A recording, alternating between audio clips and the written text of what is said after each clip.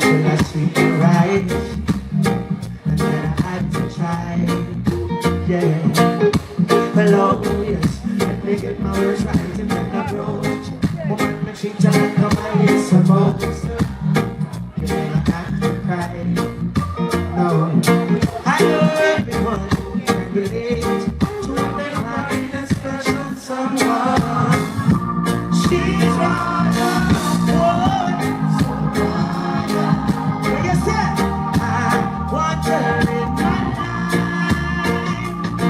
life. Let me ask you, in St. Lucia, who do you think cheat more, men or women?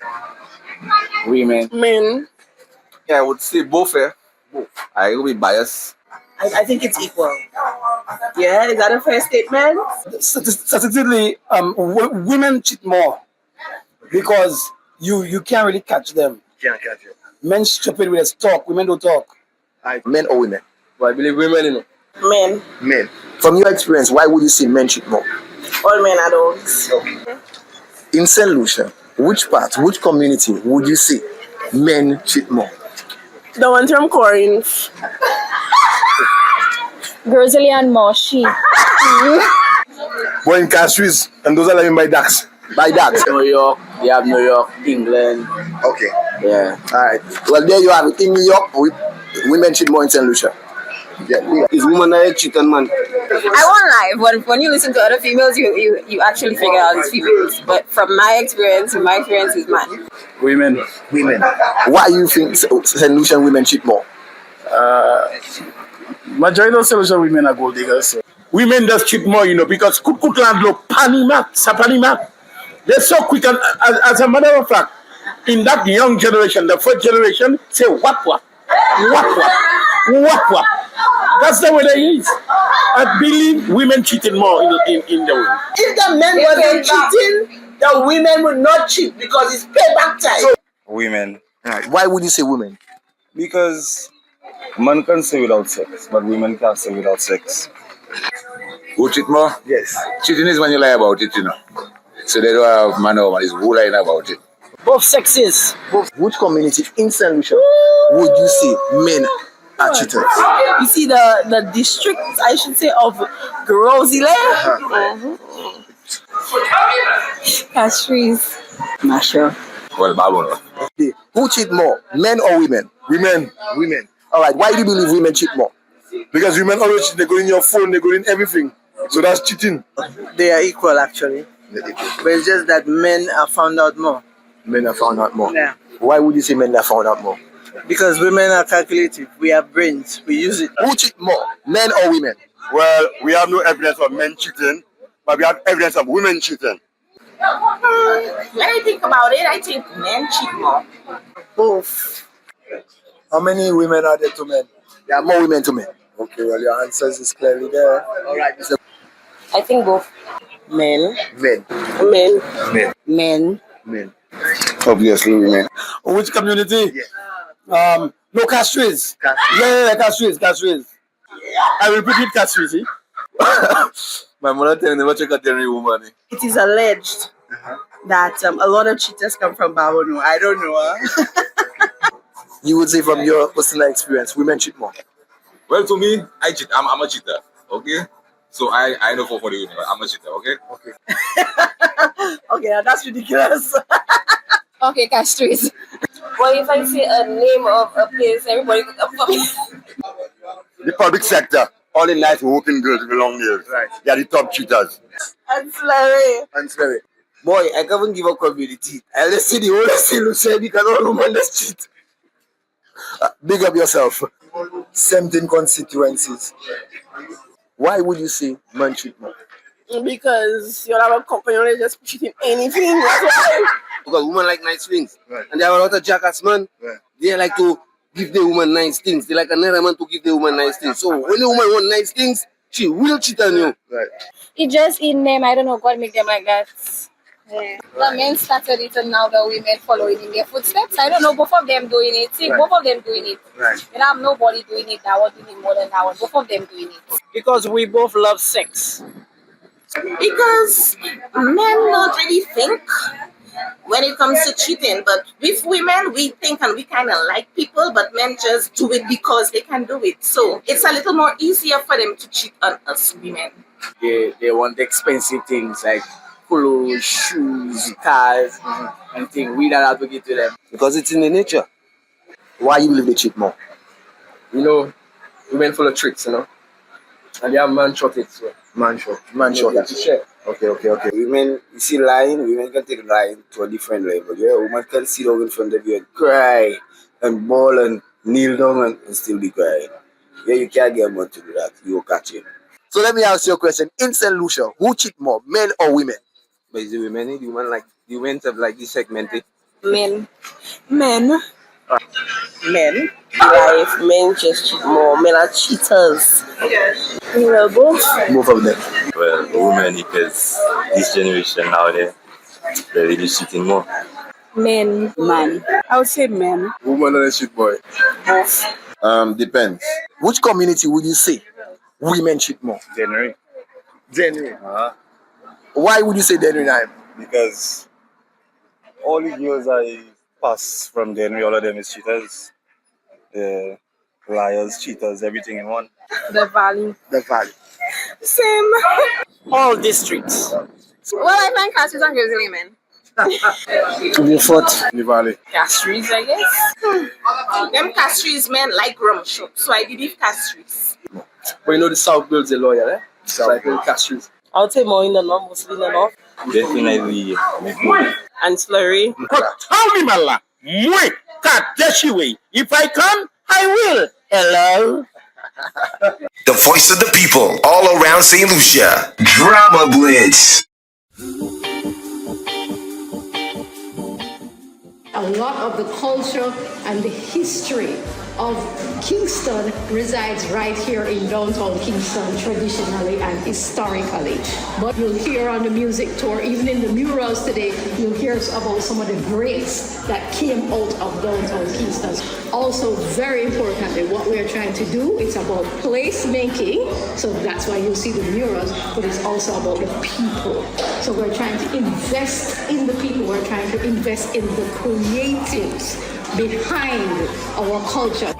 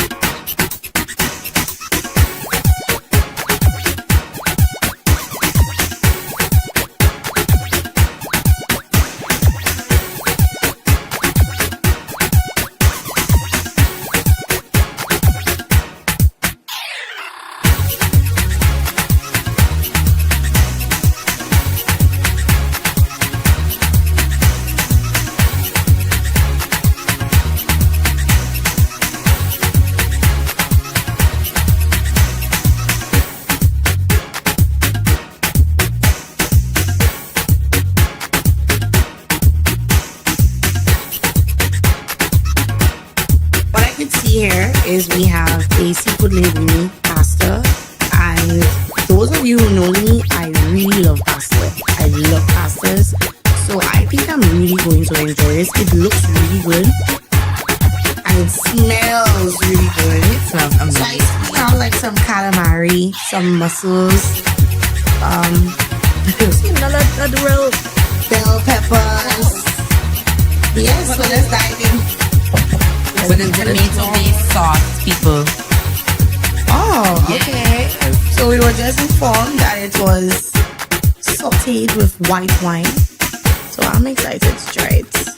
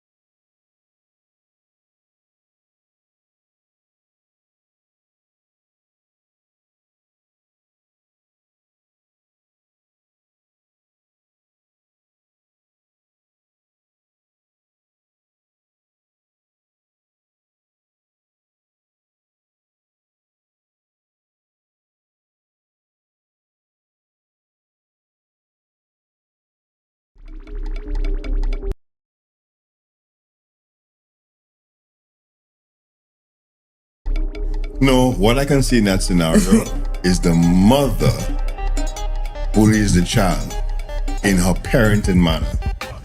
Just because you're a hammer, you cannot make every problem into a nail. So your perception of the escalation is to knock somebody out and I will finish the fight.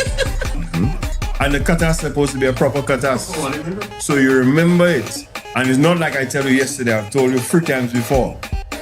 Boy, voice of production, how really today, boy?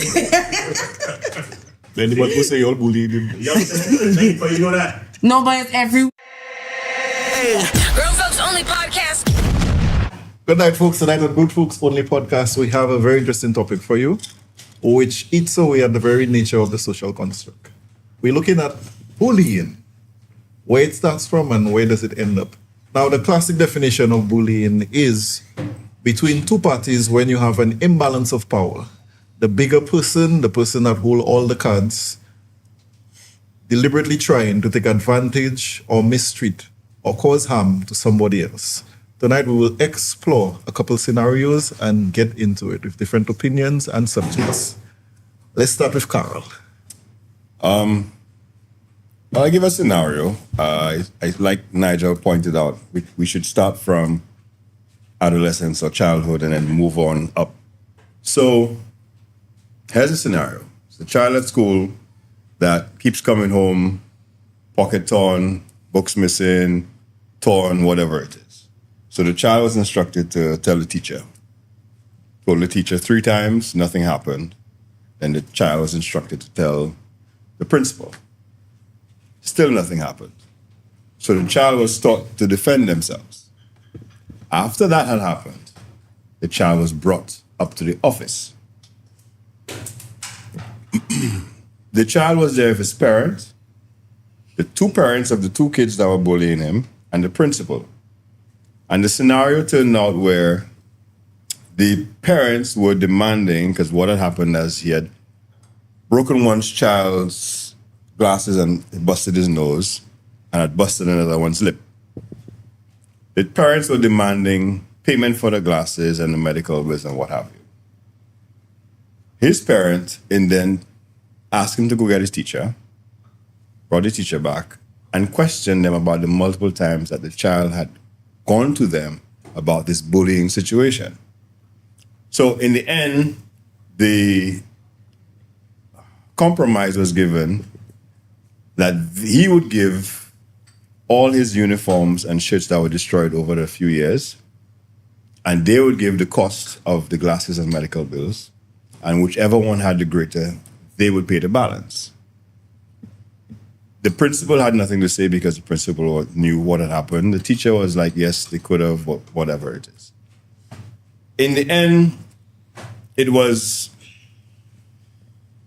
the boys being babied by the mothers who thought that they could do anything they wanted to and get off scot-free. What do you think happened in the end of this result? That the uniforms or the destroyed items of the child that lodged the initial complaints about the bullying situation was greater than the glasses and the medical bills of the others. So therefore, that child's parents didn't really have to pay anything because it was the other way around. The bullies had to pay the price, regardless, even though they were attacked. They had zero legs to stand on.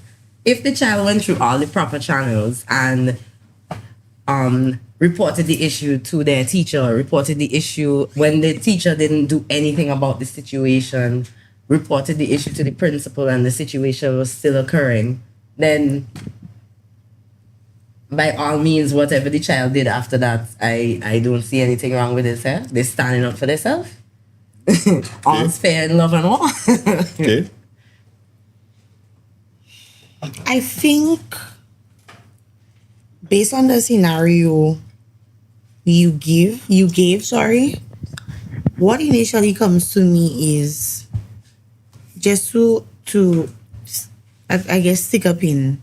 I'm thinking along the lines of what makes a child destroys another child's uniform daily. So I'm asking myself, what makes a child become a bully? Right? As it pertains to your question, I think that the initial response when that child came and said that this person is doing something to me, both parents should have been called to the school immediately. It should have never gotten to the point where the child had to retaliate. You understand? The child has to now retaliate and become the aggressor, removing himself from his character and become the aggressor. And now you have to call me, call Auntie Rose and Auntie Rose Nene and tell me about your child glasses. That's my thoughts on your scenario. I'm thinking about, of course, with bullying, parents have to be involved, and there's a lot of internal struggles that a child goes through if they end up bullying somebody or feel that that's okay. But I also think about the environment that we are putting our children in. A school environment, for example, it's supposed to be a safe, quote-unquote, safe environment, a place where they should feel protected or that they are being supported. And from Carol's scenario, it did not feel that way. So the principal didn't really do anything after multiple times of it being reported. And I think as we kind of progress from childhood, adulthood, workplace, different settings, we can see how that lack of support in an environment really helps to just propel bullying and just people getting away with that kind of behavior. Both ends. Yeah. To me, everything you said there, I didn't see a conflict resolution in the end, because if you're just going to say, An elephant fell in the ditch. We're supposed to pull the elephant out. I never see them trying to pull the elephant out. They never address the actual bullying. What actually happened with the bullying? How did it escalate? And when you said nothing was done, the complaint was made and it was just left there. Now, 3 times by the teacher and once by the principal. The schools have a thing of watching face sometimes, watching face of those who come and make the report versus who the report is made against, you know. So that's the other question: would the parents influence or the children? Exactly, because why was two it children not in addressed question? in the first place? Were there any popular students or something like that? Or Yes, who made the most noise? Let me tell you what happened. The 2 boys, from what was observed, as I said, looked like they were babied by the mothers and were, I'll handle it, don't worry, mom will come and take care of it and whatnot. And what eventually happened, the father chastised everybody, especially the principals, saying that you allow these things to go on. And they had other scenarios of other kids that had happened in the school that I had known about. So, chastised the teacher, chastised the principal, and then said to the son, if it ever happens again, don't even bother go to the teacher or the principal. Deal with it like you were shown. And if anybody has a problem, they will call me. That's what happened. To this day, those 3 boys are best friends. So, I love what you said. Because after that, it stopped. Well, boys have a different way of communicating. So, just to stick a pin in what Carol said, if you would allow me, let me give you another scenario, another outlook, right? Before we get into the root of it, because I really want to address the root of bullying in schools, right? But let me give another scenario. A child comes to school with a lunch bag. That child has a particular item, let's say Skittles, in the lunch bag. The child takes their Skittles and gives to another classmate, right? So the child is willingly giving the Skittles to the classmate. So that classmate now is sharing the Skittles with the child and other students in the classroom, right? But when that child got home, the report the child gave to the parent is completely different to what happened in the school. So that child went home and said, Mommy, that person came in my lunch bag and took my Skittles. But that's not the case. Now, the reason why I'm bringing this scenario, parents, we need to be careful with how we address situations at school. That particular parent came into the school the next day and accused the other child of theft without even knowing or trying to understand the full story. To resolve the situation, the school offered to buy the child the Skittles back. The principal went and bought a plus-size Skittles to what the child actually came to the school with. Why is that? Because the parent told their child, when you go in the school, juke the child in the eyes because they stole your Skittles. What the hell? Right? That's a real scenario. Now, we need to understand that children are also, they're able to actually resolve a lot of situations on their own. Right? Children fighting now and then later they friends again. When you are under mother and father vex, the children forget about that and they friends already, you know. How many fights y'all have with cousins and things and your parents get involved and then from by the time you check yourself, you turn on your parents. the children friends and the parents vex now. Yeah. You understand? I think this generation now, when it comes to children, they're very angry. And they're angry because of the things that we probably instill in them verbally. And I say that because nobody wants anything to happen to their child. So we automatically tell our children to resort to fighting back as opposed to actual acts of conflict resolution. Let's take the steps instead before we become the aggressors. I will give another example as it pertains to that specific topic, right? There are, before we even address the outcome or the outlook of the resolution part of it, or how do we fix it, we have to look at the root of it. How children become bullies at school. Is it what they see, what they are taught, what they are told to do? Because you can't tell me you tell your child to juke a child in the eye for a Skittles when you don't even know that your child actually shed the Skittles. What's your thoughts on that? My thoughts?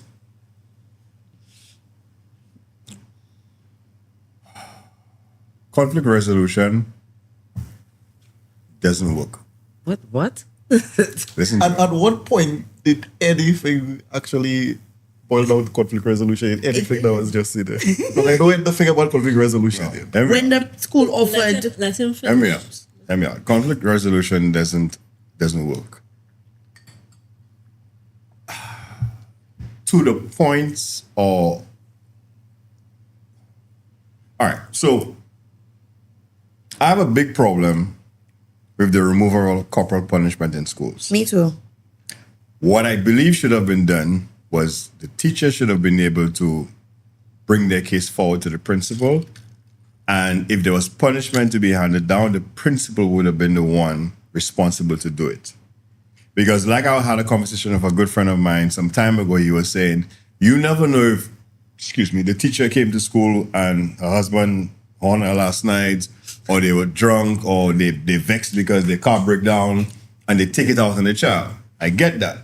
But the principal who's in charge, the same way if you're in charge of a police battalion or you're in charge of an office, you're supposed to be of a higher thinking process. You're supposed to be able to put yourself...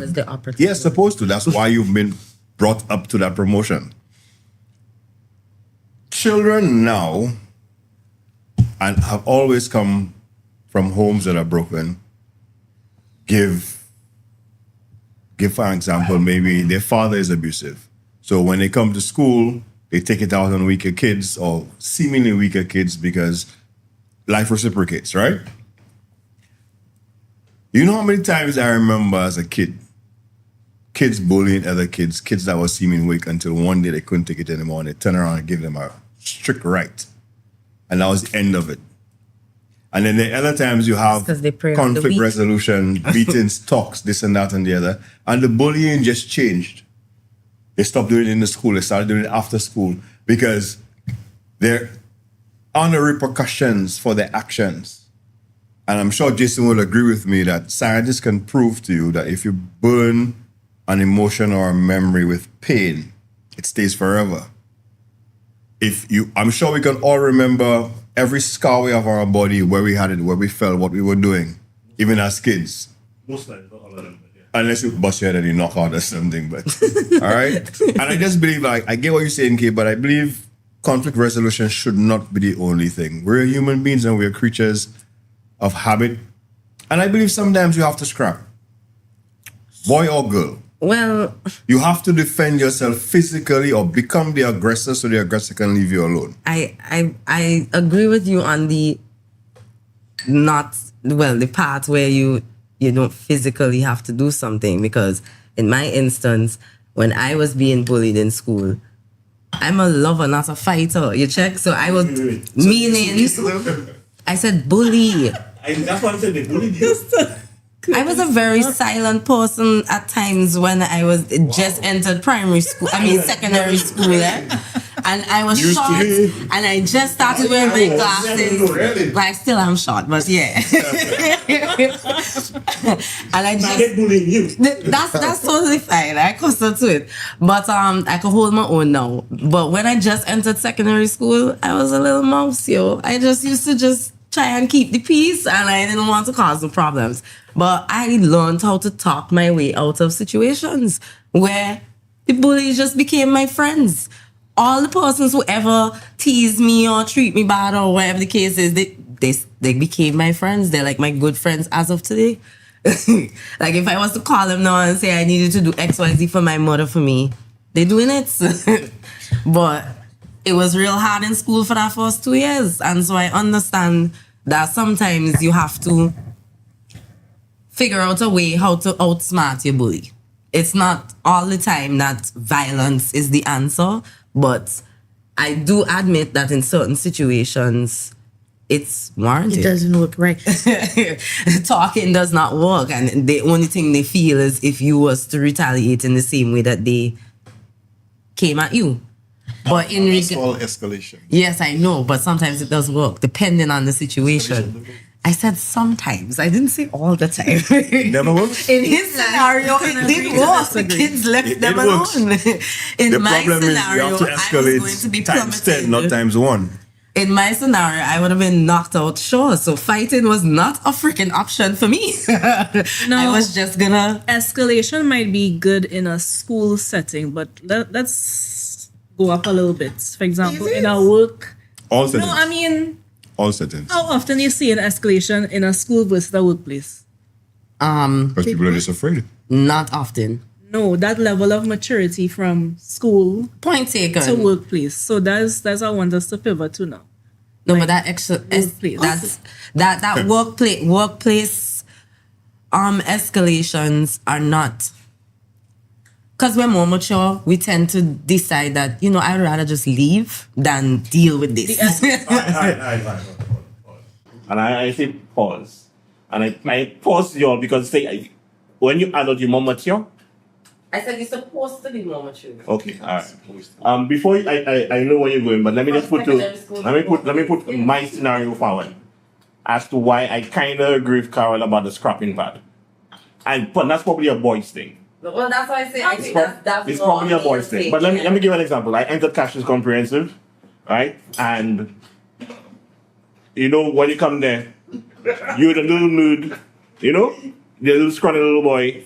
So the fourth formers, the fifth formers will try to intimidate you. You understand? They'll try to intimidate you. My first encounter, a man come and put and touch my pocket. Chan, roll on me, take my money and me and thing. Oh. That's like, knock me hand. When the man see I defended myself, I grab a broom by the canteen and I swing it at him. I kid you not. After that exchange, he tell me, boy, bro, you see you? I respect you. Because I didn't stay there and take it. If you give the room for bullying and the bully realize you're weak target, they'll keep doing it. You have to switch up the approach. Escalate Catch by them 10. off guard. You just said, don't do that. Gotta leave me alone. I noticed. Could just decide, I'm going to take a stick and I swing in at you one time. So you know that I'm about that life. Escalate by 10. Situation done. I know this game is a very interesting point, and you touched on it about the smothering and the role of parents in forming our behavior. So you have a case where the parent come into school and escalated times and the story was more or less fabricated. You share out the Skittles.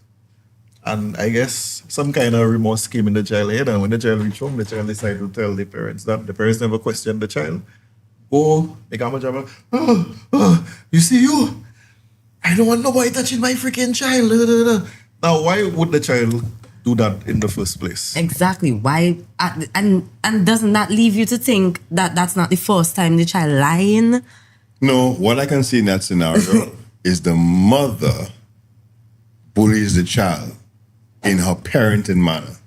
So the child probably was not supposed to finish all her Skittles and realized all the Skittles finished, and his Skittles, sorry. So they didn't want to get in trouble. Get on with them, so she figure, let me think of a lie. The child steal my Skittles. All right? Imagine the child actually said took, and the mother is insinuating because the child took it, that the child is a volley. But the thing is, the problem there, or the fault I see in that whole scenario, is the principal should have asked the other child what happened. But they did. That's why the principal went and bought the Skittles. But if you question the principal wrong, because Nigel gave me the Skittles to share, and then you could probably it's not about wrong. It's the principal looking to de-escalate because of how aggressive I'm sorry the parent became. I'm sorry. de-escalation would have been that I'm telling you to leave my premises because what are you doing bringing all that animosity? You don't know the full, you do not know the full story. Have to be that the person is aggressive, but the person's words or what they were saying So you're is what saying, the you're aggression saying was. even Right, if but my after point found is, out the why child are gave you rewarding mosquitoes, wrong? The mother still was aggressive? The mother is insisting that the child stole the Even if the child saying that your child gave it and they, when they questioned the child in front of the mother, he said no. Is your word against mine, huh? Right. Yeah, I and understand if I it's do your something, word I would against- never open my mouth and say, I steal that from the child. I would say that. no, but then I'm sure if she was sharing it out with the class, you could have gotten some other children that you could have gone That's actually what happened. Did you see? Take it or did? Oh no, Nigel gave it to him. Exactly. So do I a proper investigation say- before trying to rush to make a resolution. I want to say one more thing before we move into something else because it's in my head. I want to just get it out there. We're not looking at the long-term effects of that. When I say we need to be able right now there, nobody, not adults, not child, have understood how to deal with conflict. Right now there, everybody is being aggressive with conflict. And here why I say this, right? We are no longer teaching our children to assess the situation before saying that it is bullying. We are now telling our kids, as soon as that person do you this, react or respond with violence. That child is getting older, and when they become an adult now, once somebody does them something, they don't know how to say, to ignore. People don't know how to ignore anymore or walk away. Right now, everybody is tackling everything with violence. And it's going back to that system where right now we're not teaching people to assess the situation. Some situations are better handled if it's de-escalated. And some situations require, if it's something that is consistent. De-escalation is one thing, but rewarding a bad behavior is just as bad. But it's not about rewarding. Because buying the Skittles to give back the child and a bigger one than the one means that it's okay to lie. You didn't do a proper investigation to find out whether or not the child really steals the Skittles or not. They get a bigger back. It doesn't matter. Forget the parent. You are rewarding bad behavior. It just so because you want to just make this conflict resolution thing great and you want to just de-escalate the whole situation. You want the mother to shut up so you just buy the... No. The mother bullied the principal. Well, I would bully back. No, I'm just Like, what the hell? I am just saying to you, when we look at the dynamic of what we're discussing, we're looking at it in terms of the actual scenario of just the child, the two children having interaction and the parent reacting. But in a scenario, some parents will use their boisterous approach. You understand? And demand out of the principal that they do X, Y, and Z. And the principal, out of being intimidated by that parent, will do X, Y, and Z. That's the wrong right? thing. And if you as a parent, you shouldn't be intimidated. No, I'm just giving a scenario. But sometimes Cut him off. Thank you very much, my fellow co-host. When you all rudely cut me off. That's your habit. So we decided to give you a taste of your own medicine. You're finished with me yet? Now, number one. When you're defining something, you cannot use the word many times over. I like us to look at something called the behavioral triangle, the PCP model of it. Okay. In order for you to do something, you need 3 elements. And I like us to put it in this context with what we're talking about. The first one is perception. You have to see something going on in your head. The second one is context. Context would also feed into perception. And the third one is permission. Who made you feel comfortable enough, or what in the situation made you feel comfortable enough for you to enact or carry out the behavior? So what do you think about that? I still don't think that in every situation the first response should be to be aggressive. No, I agree with you. We agree with you on Maybe that that child point, but perception I is big. disagree I'm talking about the with skittles how. thing, huh? I'm talking about in general. Yeah, I agree with you, general, but You need I to make some assessment. No, we agree with you on that Alright, point. Kate, as a wholeheartedly. parent, Because you will just be fighting on all streets. hold on, as a parent, And it's boxing people if you say something wrong. You look at me sideways, you be like, why are you looking at me? By accident. I can't tell you sorry. hold on. Sometimes they don't even want to tell you sorry. With the way I choose to parent, I use the CYA method. Cover your ass. All right. Okay. So if something happens, you, you talk. You say, all right. If it, like, do your due diligence. Do what you have to do. Warn, whatever.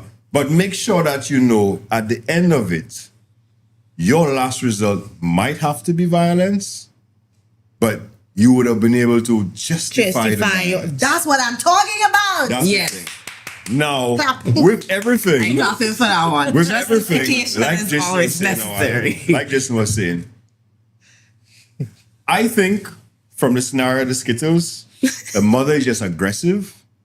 And the mother, their mothers She's and all their back and not parents, let me not block mothers before they come for me. Their parents who are so caught up in the lifestyles of trying to provide for their kids and dealing with their life choices, that the child is just part of their minor responsibilities. Everybody wants to be bad. Right? So instead of understanding that children are children, and if you want to make, and this is just what I think, you know the child is going to eat all the Skittles. You better not eat all the Skittles today because you have to have that tomorrow. Just give the child a half bag. So they will not have to do it. Because children don't have control on certain things. The emotional keyboard is not big. The child comes home, and I feel the child lied about the Skittles because I cannot understand why you would come home and lie about the Skittles. Somebody being stolen. taking your Skittles. Yeah, there's You no understand? reasoning. There's that no makes sense. logical reasoning. Other If your than- mother give you a bag of Skittles for every day of school, you come back with your bag of Skittles, it finish. But if you come and you lie and say it was stolen, there's a reason. Or taken. Or that somebody take your Or Skittles. taken. That means there's a problem. Now, hold on. I think we have one little thing that we're missing in terms of this, because I hear in the bullying discussion, but your first scenario defines what a bullying is, a repeated cycle of an action by a group of people. The mother's reaction to this isolated situation may not be a situation of bullying. True. It may be an incident that occurred, and she reacted to it. That way, Yeah, but I'm saying that's not bullying. But she could have been bullied. Right.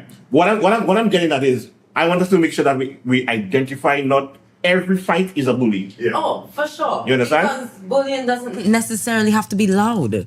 You can bully someone and it be silent but deadly.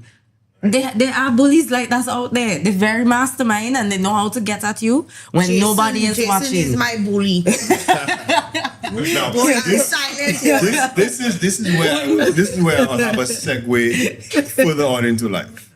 The bullies that never get repercussions for bullying and become managers in or supervisors at workplaces. Exactly. You understand? Or the kids that were bullied, the employees, or even managers at workplace and get bullied. Or the bullied becomes the bully. Yeah. The bullied becomes the bully. That's also a scenario. Or they just say, I'm not letting this happen to me again. I went through this in secondary school, all throughout them 5 years and uni and whatever. I now walk in, me taking shit from nobody. So yes, you're right. They do in turn become the bully. Anybody come at them, they're just ready to swing, whether with words or other actions. So now I know if I ever see Kurt with a broomstick run. Remember the classic definition Everybody of have bullying? that mark and that broomstick mark. Yo. You have to have some advantage you can see over the person and figure out you can use it to hurt the person. It's not a fair fight. It's something Some manipulation you tactic. engineer. And just because somebody is bigger than you, that don't necessarily make them a bully towards you. Because I have known cases where I got a story from my friend where he said, boy, growing up, people used to trouble me because I had more size than everybody else. And whenever I try and defend myself, they would watch me and say, oh, you're bigger than them. You're supposed to know better. So what I going to do in that situation? Start knocking people. I definitely sympathize with my friend. Now you have to be careful. Just because you're a hammer, you cannot make every problem into a nail. So your perception of de-escalation is to knock somebody out and I would finish the fight. That's why I come back to the perception triangle. You tell me, Daddy, that if somebody troubled me, I could knock them out. You give me permission to knock them out. So that's 2. The third one, context, environment. I don't want people to feel like weak, so I put up my hands and fight. But at some point, you go from the victim to being the aggressor, and you don't know when to stop. You start kicking the person at the ground. You start now. How do you deal with a situation where you have a size advantage and you cannot tell the police? Because I have been bullied. I've been bullied by partners. I've been bullied by, they say, oh, knock me, but you don't know. They will try and knock you, and nobody will ever believe that they that start the fight and they that's the aggressive person. Because when the police come, they roll on the ground and they cuffing themselves. I see videos of women cuffing and rolling over on the ground. Wait, that happened to you? That's why you so. Yeah, that happened to me already. True story, that happened to me already. When they rolled on the ground and It's on pretended like professional actors and stuntmen. it's a video I see on YouTube, by the way. No, you can't just say you that you said that happened to you. It happened to you. Well, a version that happened to me where you see the person smaller than you, and like my friend also explained to me. I still don't know how I bullied came, but just hold that. Just hold That's after, yes. You have the perceived size advantage when you're in another dimension, the person using their power to bully you within a character assassination frame. You rape me, you beat me, you coming on top of me, you forcing yourself on me. When sometimes the person just minding the business, how do you deal with a situation like that? When your child come and give you a story, but your child is actually the aggressor. Because I'm sure that child go and tell the parent is that person that was looking for trouble. I'm a very logical person. So if a situation happens, I try my best not to just fly off the bat. I observe, I research, I do what I have to do to make sure that the decision I make is the best that I can with my information that I can do. I know exactly what you're talking about because I have a good friend of mine. We went to school from infant school all the way to end of primary school, but we remain friends to this day. 6'3", at the time, maybe 350. Big guy. It's still alive? Yes. 350 at what age? Late teens, early. Sure. Yeah. That's a big game. I mean, he's not in the best health now, but he's still alive. And everybody would look at him and think, why not even going to mess with that man? And he was a marshmallow. he is this softest, most timid person you'd ever meet if you know him personally. But because of his size, exactly that. He was hired for security jobs and security gigs and different things like that. But when you know him, the calmest, quietest person, he would never want to fight. Always afraid for anything like that. They call him the gentle giant. Yeah. So back to your question, Jason, I feel like this topic we're on right now is very touchy because there are multiple angles we can look at this scenario as. And if you put a similar scenario to each one of us, we might have, 8 or 9 of us there? We might have 9 different outcomes because of environment, how we were raised, size, situation, training, whatever it might be. So it cannot be pinholed to this is what it's supposed to be. That's just my take on it.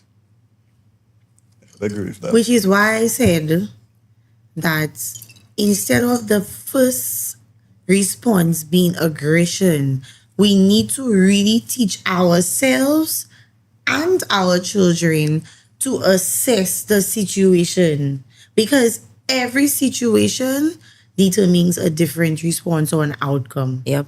And that's why I'm saying we are literally right now telling our kids that their first response should be aggression. No one is saying you need did that happen? Why did that happen? Did this do this first? Do that, like the cover your ass method. That's what I always tell my son. Did you report to your teacher that this person hit you? What happened? I will go and find out. Kyrie came home and said, you know, this person did me that and he reported it to you. Did Kyrie report it to you? And what did you do? You understand? Yeah. And then if it's something that's reoccurring, I go to tell Kyrie, finish him. That sounds like a Mortal Kombat situation, boy.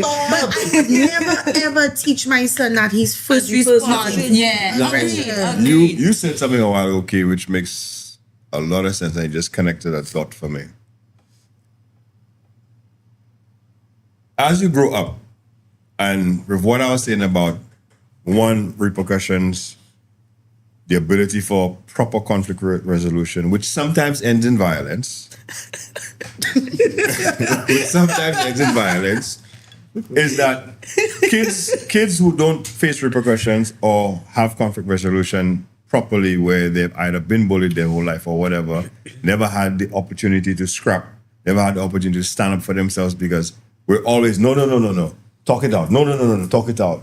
When they get to an age where hormones kick in and then your emotional keyboard expands, you now fight or flight. Jason would understand that. You don't know. I know, right? I'm talking about the psychological aspect of it. Okay. You don't know how to handle the adrenaline rush.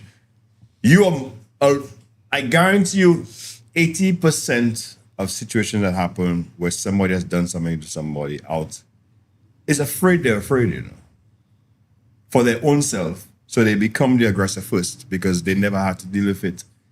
There's a saying they tell you, a coward's blow is the most dangerous blow, because all you want to do is put all your strength into that one shot to end this, because I don't want to get my ass bust. And it happens.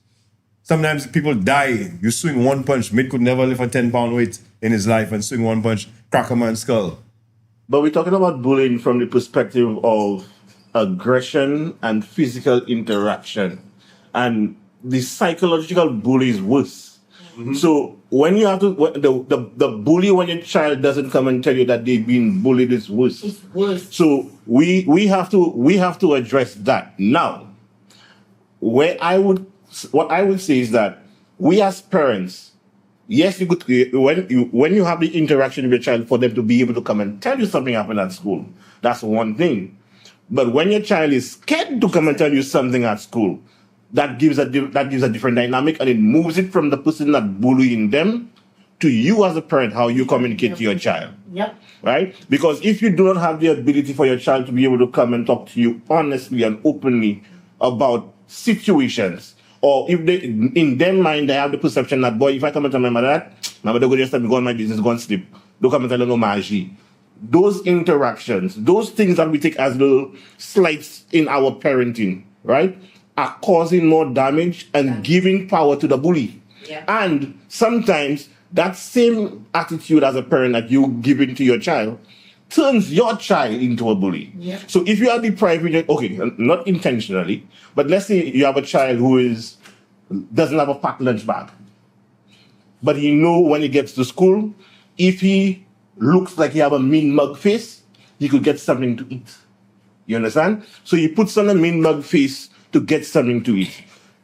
I hate bullies, but then we have to understand that something happened.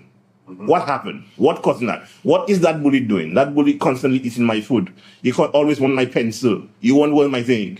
Then you have to wonder to yourself, it's a situation whereby, he just doesn't have. Right? And we as parents communicating properly or effectively with our child, we could come to some kind of resolution even without getting other parents involved.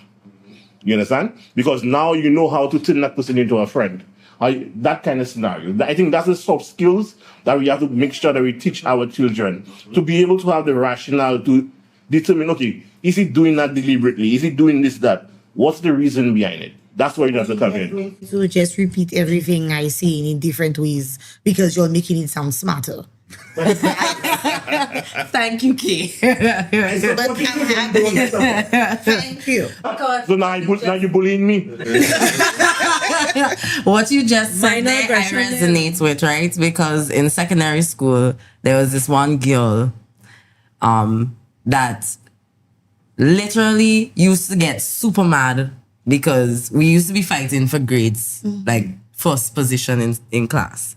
And one day she got really mad that I beat her by like about 5% on the last assignment or exam or whatever. And she used to take my lunch, stick out her foot, try and trip me, all kind of strippiness, like all the time. Like she just used to like trouble me all the time. So one day I'm at tennis and I see the girl on the porch, like on a porch by a house. And then I realize she lives there. And then the next day in school, well, I realized also the house didn't have electricity. So, and she was by under the street light doing her homework. Next day in school, I asked her a question. And that's how by that one question that I asked her, I won't disclose what it was, but by that one question, she opened up to me about some other things. And after that, I just started hanging out with her and I literally was like, you could come by me after school. We can do homework by my house, whatever the case is. Or you could meet me by the tennis courts or whatever. We do what we have to do and then you could walk back home. There's light by the tennis court. Once we train in, you could do your homework there and then do what you have to do and go home. I mean, there was times when she had to work in her grandmother's shop because she's the only girl and granny needed the help. Is 7 grandchildren she have to take care of plus herself. So it was just a lot and I understood why she was the way she was and why she was the way she was towards me. Because she felt I had everything why should I be getting good grades and I have everything else on top of that? You know what I mean? Like she was looking for her way out by getting good grades and I did in her way. That's how she felt. And I was like, we don't have to compete. Like we could lift each other up. Like it doesn't have to be. That's why I say I just talk myself out of things. So by me observing what was going on, I was able to sit down and talk to her. And then I went and I spoke to my mom. And my mom was like, invite her over, like befriend her in some way. Now, and Femi, up to this day, she is still one of my best friends. So Femi, how you think you were able to, Because my parents made me feel comfortable enough to talk to them about anything. And your parents also taught you how to, because you could have met that child with aggression every time she was. Of course. It could have gone sideways so many times. But I think it was because of how I was raised and how my parents were with me is what made me feel like, okay, let me try some of these methods that my mother is telling me to use. Or let me just tell my mom and let me see her take on it.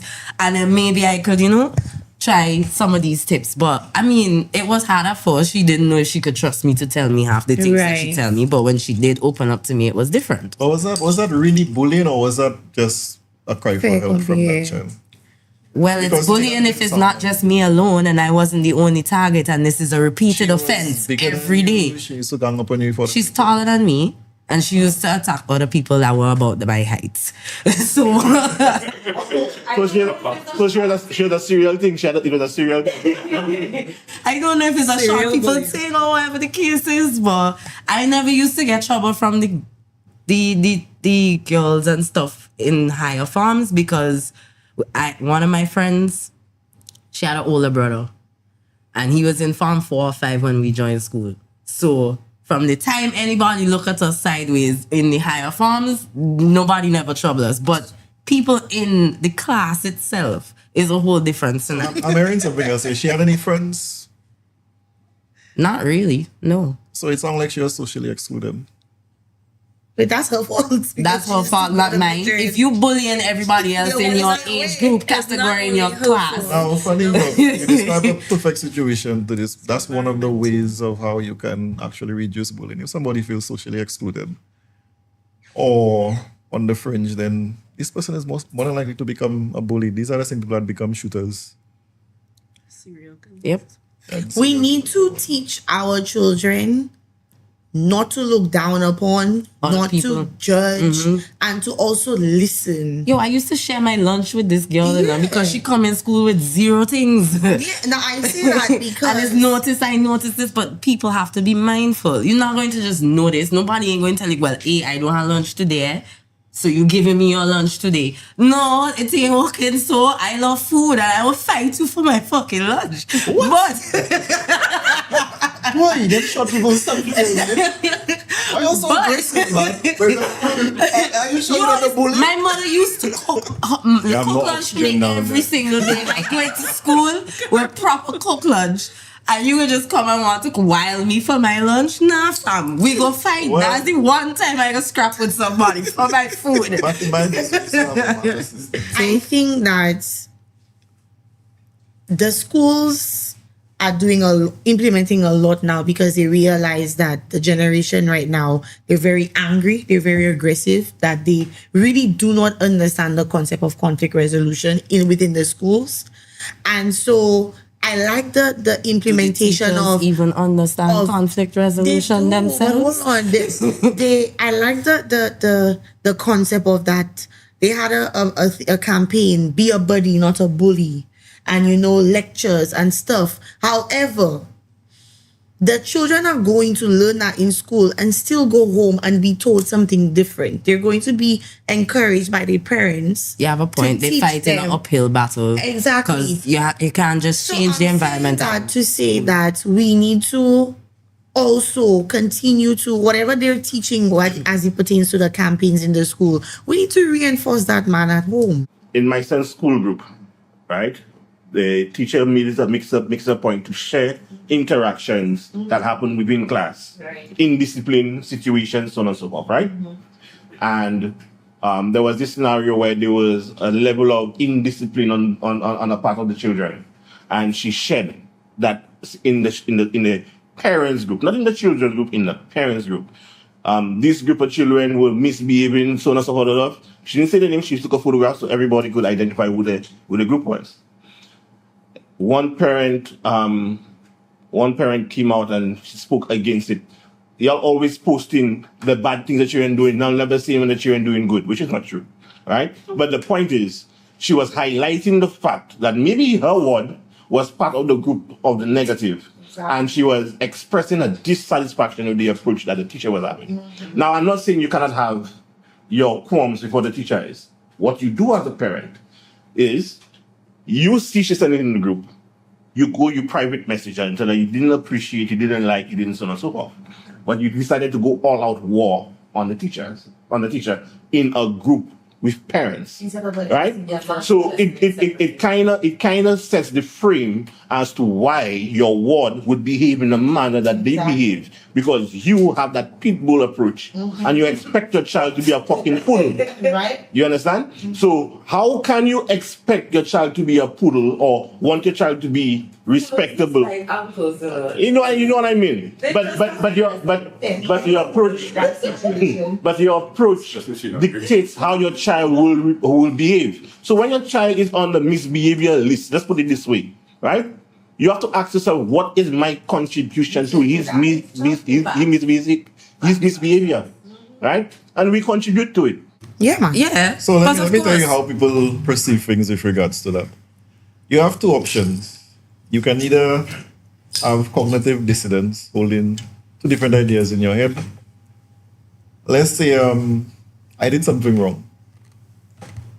Either I am wrong or the person is wrong. Which one do you think the average person would choose? The other person is wrong. The other person is wrong. Most times bullies don't know they are being bullies, or they figure the bully is unfair or somebody doing something against them. So it takes a shift in the mindset of not just the parent, because a lot of people like to pretend like children don't know what they're doing sometimes. Sometimes you tell your child the best things and they go in the school and they're a totally different person because you give them freedom. So we have to be very careful with that. Somebody can think that the other person is wrong because of lack of empathy, or what they call them, apathetic people, they just... If I get killed for a man because the man was a good student, yeah. I tell you, they killed me in a scenario. My older brother, right, was in his group 2 years ahead of me at the same school, right? 2 years ahead of me. My brother is a kicks off.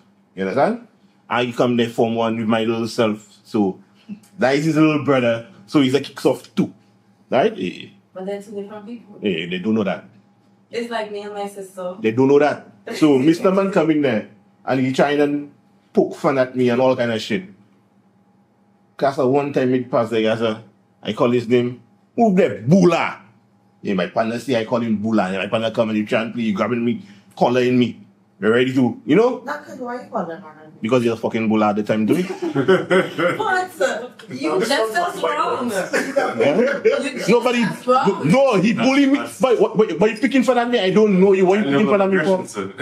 You don't. I never came in. I never came in your circle. I never came in your circle. Let me get through it, man. Let me get through it. Let me get through it.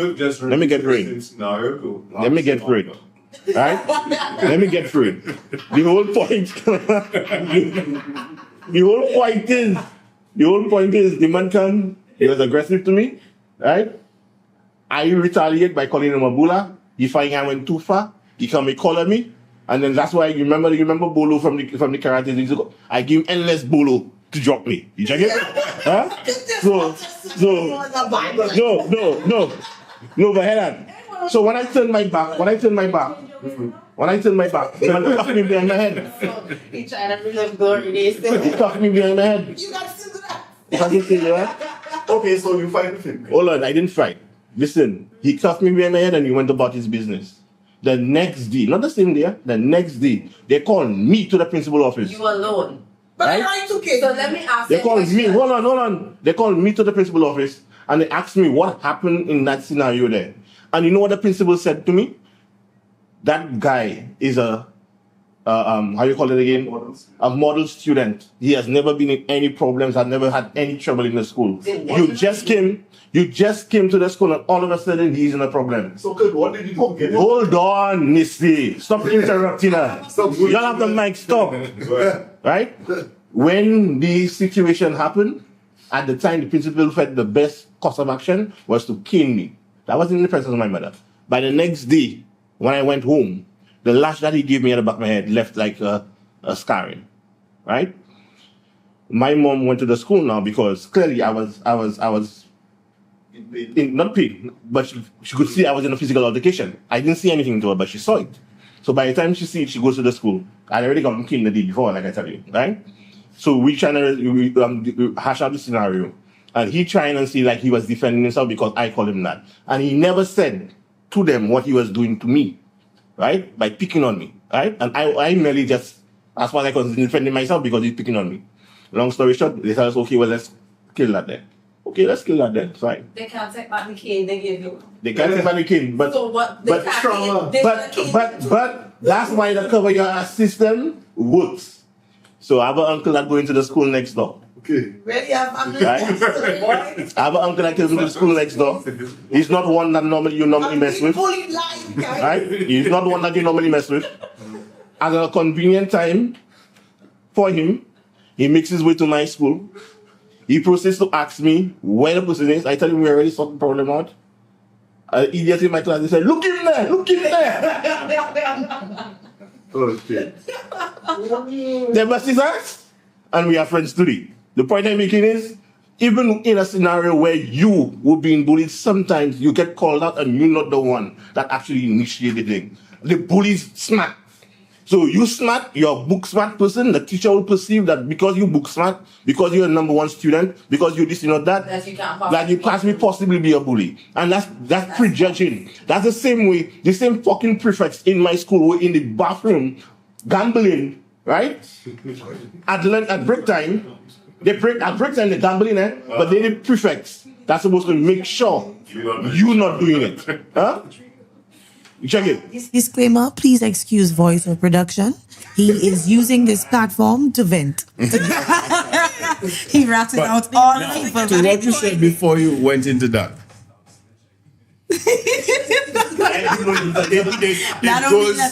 It goes back to the old school style of parenting. It takes a village. As a parent, if I'm in a WhatsApp group and a teacher send a video that shows my child fucking around, the first thing I'd ask is, what happened? What did you do? I vex of you. And every other parent inside of there should be asking the same thing. Yep. Because I cannot be everywhere all the time. Neither can you be everywhere all the time. But if we all parent all the children like before, we wouldn't have the kids growing up today like how they are. Exactly. Yeah, but you can't talk to nobody. You understand? They say people just watch you sideways. But you need to bring that's because you took away corporal punishment. They can't make it right. Bullshit, you know. I've heard of scenarios where parents come in the school to fight with teachers because the teachers didn't knock this thing or give them detention or give them something, and teachers have to be escorted out of school. Students want to fight with teachers, want to stab them, and these children still going to school. And I'm like, that's to me, that's madness. You understand me? The way we are going about the educational system right now and raising kids is madness. This thing about spare the rod, spoil the child is not working. We have to go back to the corporal punishment. And I know it probably came from the bigger countries who have adopted that, so they want us to adopt it too. That's exactly what happens. That's exactly what's happening. We can clearly see the psychological effects everywhere of no corporal punishment, no repercussions to their actions, but not or any of the sorts. Not all corporal punishment was bad. They have different ones that weren't as bad or as, I would say, physically or that one, kid, humiliating. Kid. Yes. I get beat from sticky licky already. That's what the teacher used to call the belt that she lashing people with. It went straight across my back. I know when I come to my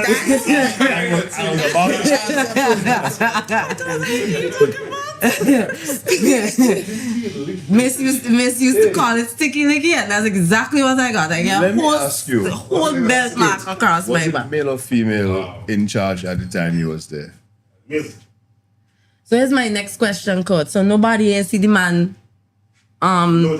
choke you out and what's not before you decide to Donkey Kong him because perception is what took precedence there. I was fresh in the school.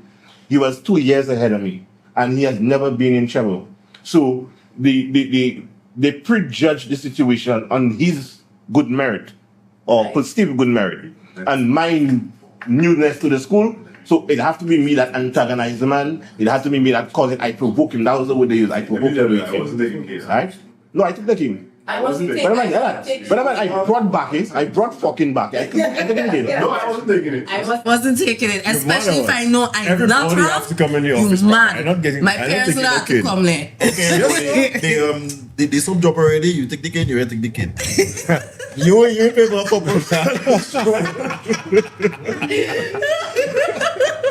What about the soap? He said you don't drop this stuff already, you don't take the kid. I would just like to, you're in favor of corporal punishment. Sibon was saying she disagrees. So Sibon, if it's not corporal punishment, then sergeant punishment. What? What is it?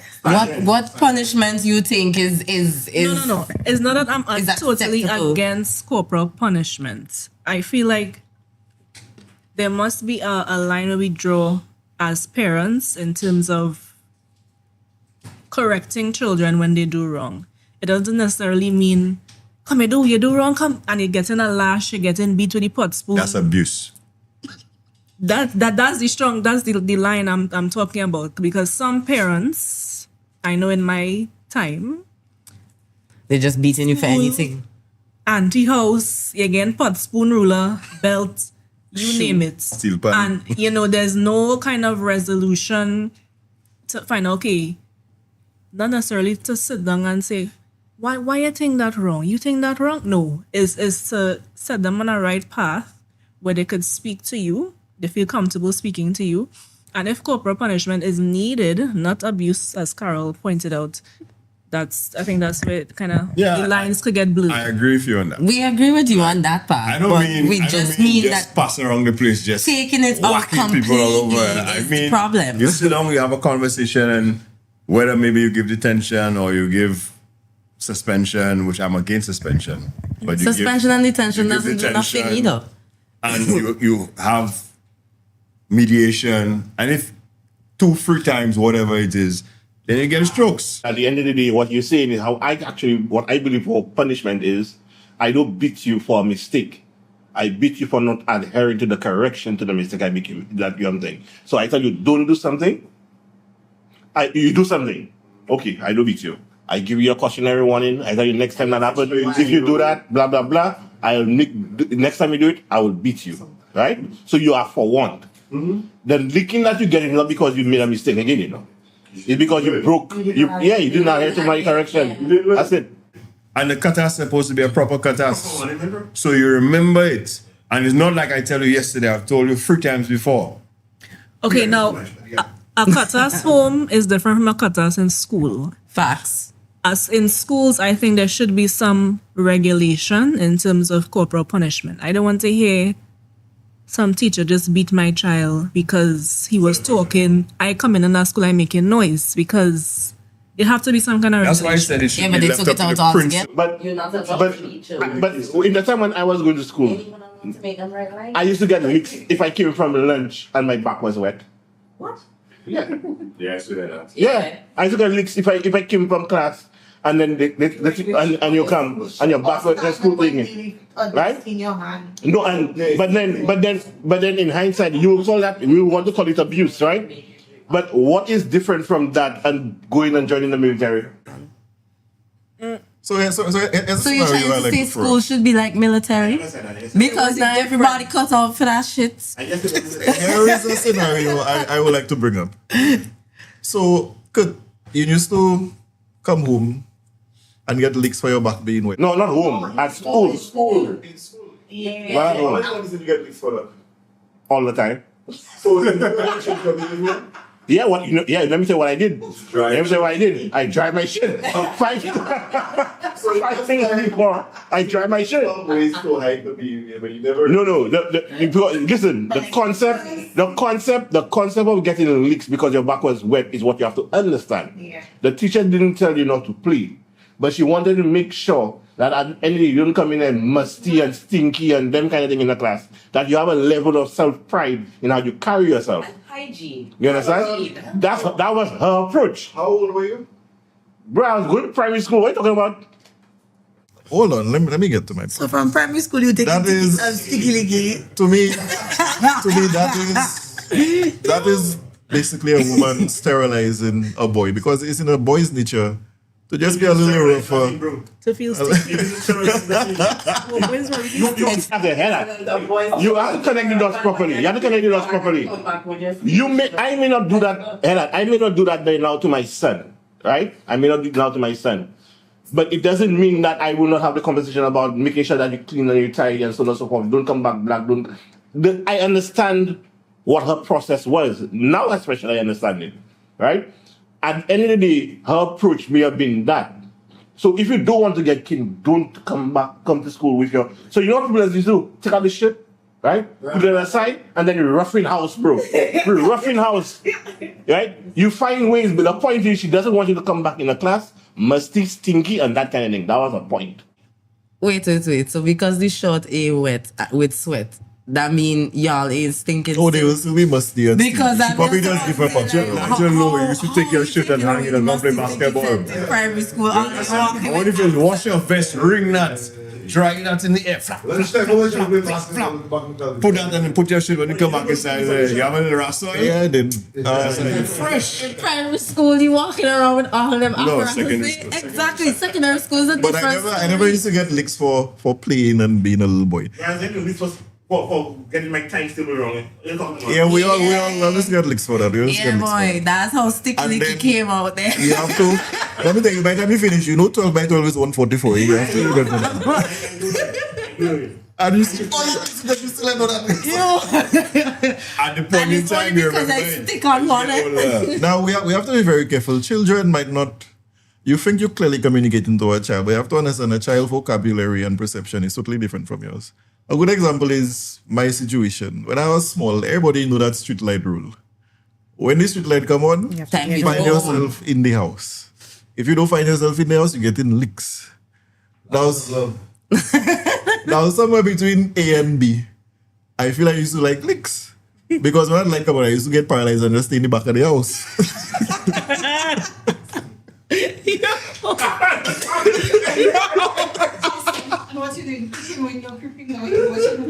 No, in my mind, oh shit, they like come on, I get it licks. You say you don't get I never made the connection. I never made the connection between boy. Take your two legs, put one in front of the other, and walk through that door and enter the house. I say, all I will be in the house. See? Little. You just made it more. It made a whole lot of sense to me. Now, like Kurt was saying, as a child, it wasn't making sense or anything. But as an adult, you look back and you say, boy, check shit I was doing here. And I used to get around this and jump through this and jump through that. You live that kind of life. And you still have it. You still live that kind of life. The jump through window life.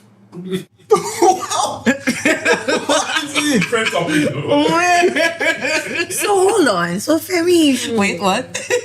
I want to ask you something. Go right ahead. Because we've been addressing like the topic of bullying in schools, but you have any scenarios of bullying in workplaces? Oh yeah, sure. So I have a list, right? Of scenarios. I'm gonna read out the scenarios and you're gonna tell me based on the scenario if it's bullying or not and why. Right? Okay. So first things first, well, we already touched on the broad definition of bullying, but the definition of bullying in the workplace is it has to be a repeated offense. It has to be unreasonable behavior that creates risk to an employee's well-being or their ability to work. Okay. So, examples of bullying behavior. In the building is a risk to well-being. So examples of bullying behavior would be verbal abuse. So insults, yelling, humiliating somebody, whether it's in private or in a group setting. Constant or unfair criticism. Excluding someone from work-related activities on purpose. Yeah. Undermining or sabotaging someone's work. Boy. And this happens a lot, and people don't realize that is a form of bullying. Boy, the workplace bullying is so blatant. Spreading rumors or gossip about persons within the workplace without having actual facts. You can have these conversations, but why are you speaking about it in the workplace and spreading it and making it worse? Like, you know, when you play what do you call that?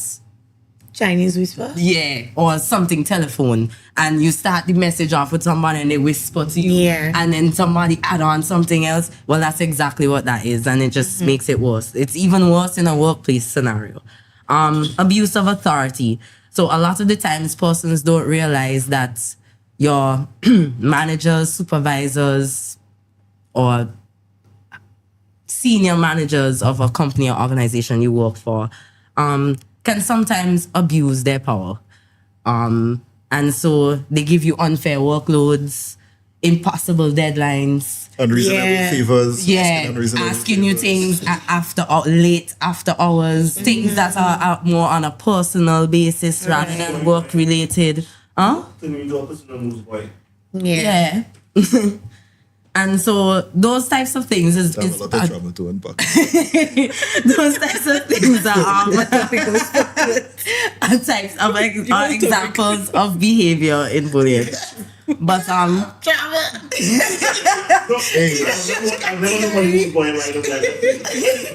feel that's why he picked the topic for today. Category boys and production.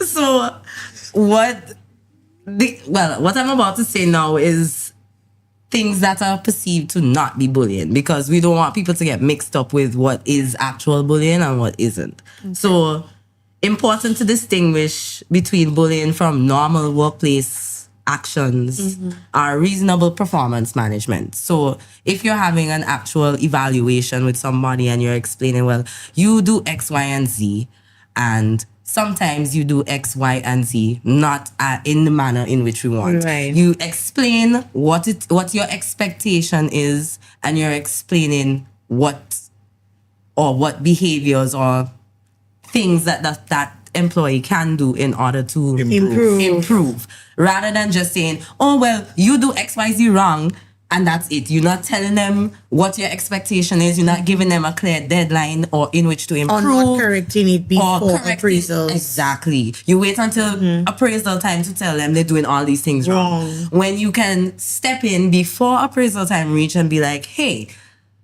Carol, you talk a lot on these meetings, but when it comes to your reports, you don't really submit them on time, and you need to work on submitting your reports Because I'm dyslexic. in a timely manner. Well, see, now we can talk about this. So we know that you need more time to submit certain things because of your dyslexia. We're not discriminating against you for your learning disabilities. So therefore, it's a conversation, and not.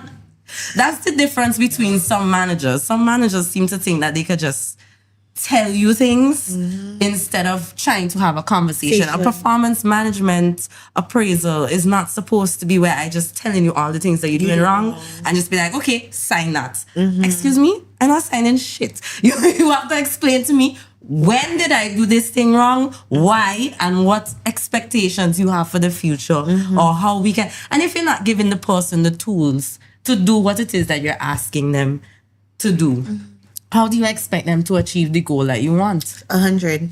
Some of the things they're just supposed to pull magic out of their hat. Some of the things you mentioned in the workplace sound like you're just being petty. Or is it just me? Because I know we've... What you mean? What? In terms of bullying behaviors? No, like, I don't know, you're leaving out somebody from an email intentionally. No, but they're not petty. That's bullying. But once in a blue moon is I'm just not saying, seen to as me, bullying. To me, sometimes it could just seem like, okay, she just being petty.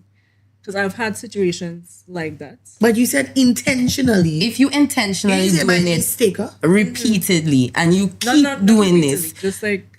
no, well, if it's not repeated, it's not bullying. It's just I never say me. the focus not repeated, and it's just you that it keeps happening to, or it happened to one time or Repeated a or couple not. of times. It's an accident. I'm not gonna chalk that up as being Repeated or bullying. not the fact that you said intentionally. But if you intentionally doing That's something what we to describe someone, as bullying, right? that The is bullying. intention too.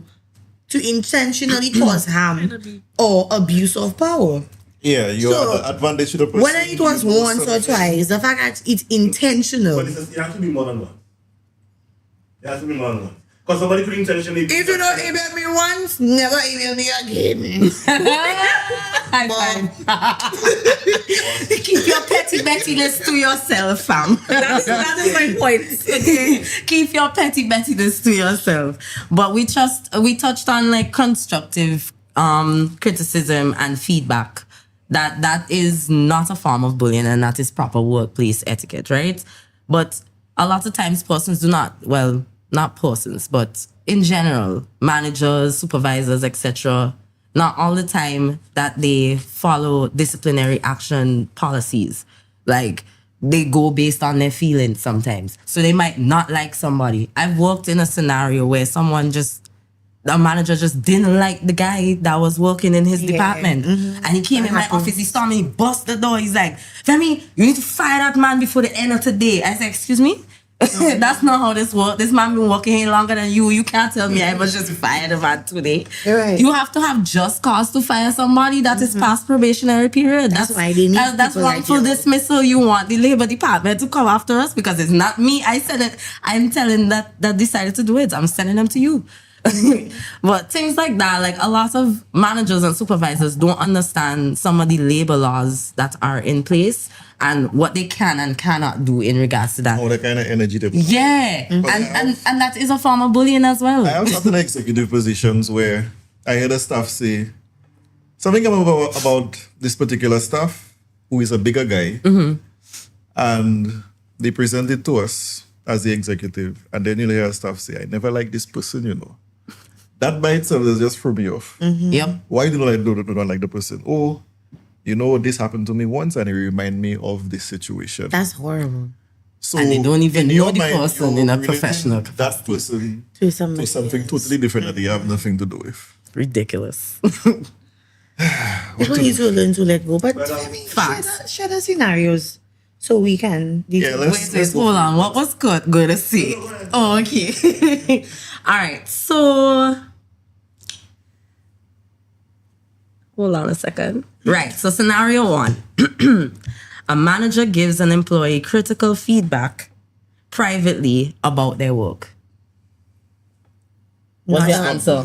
That's not good. The lie detective told me it's not a bully. Okay, perfect. That is normal performance management behavior. Okay.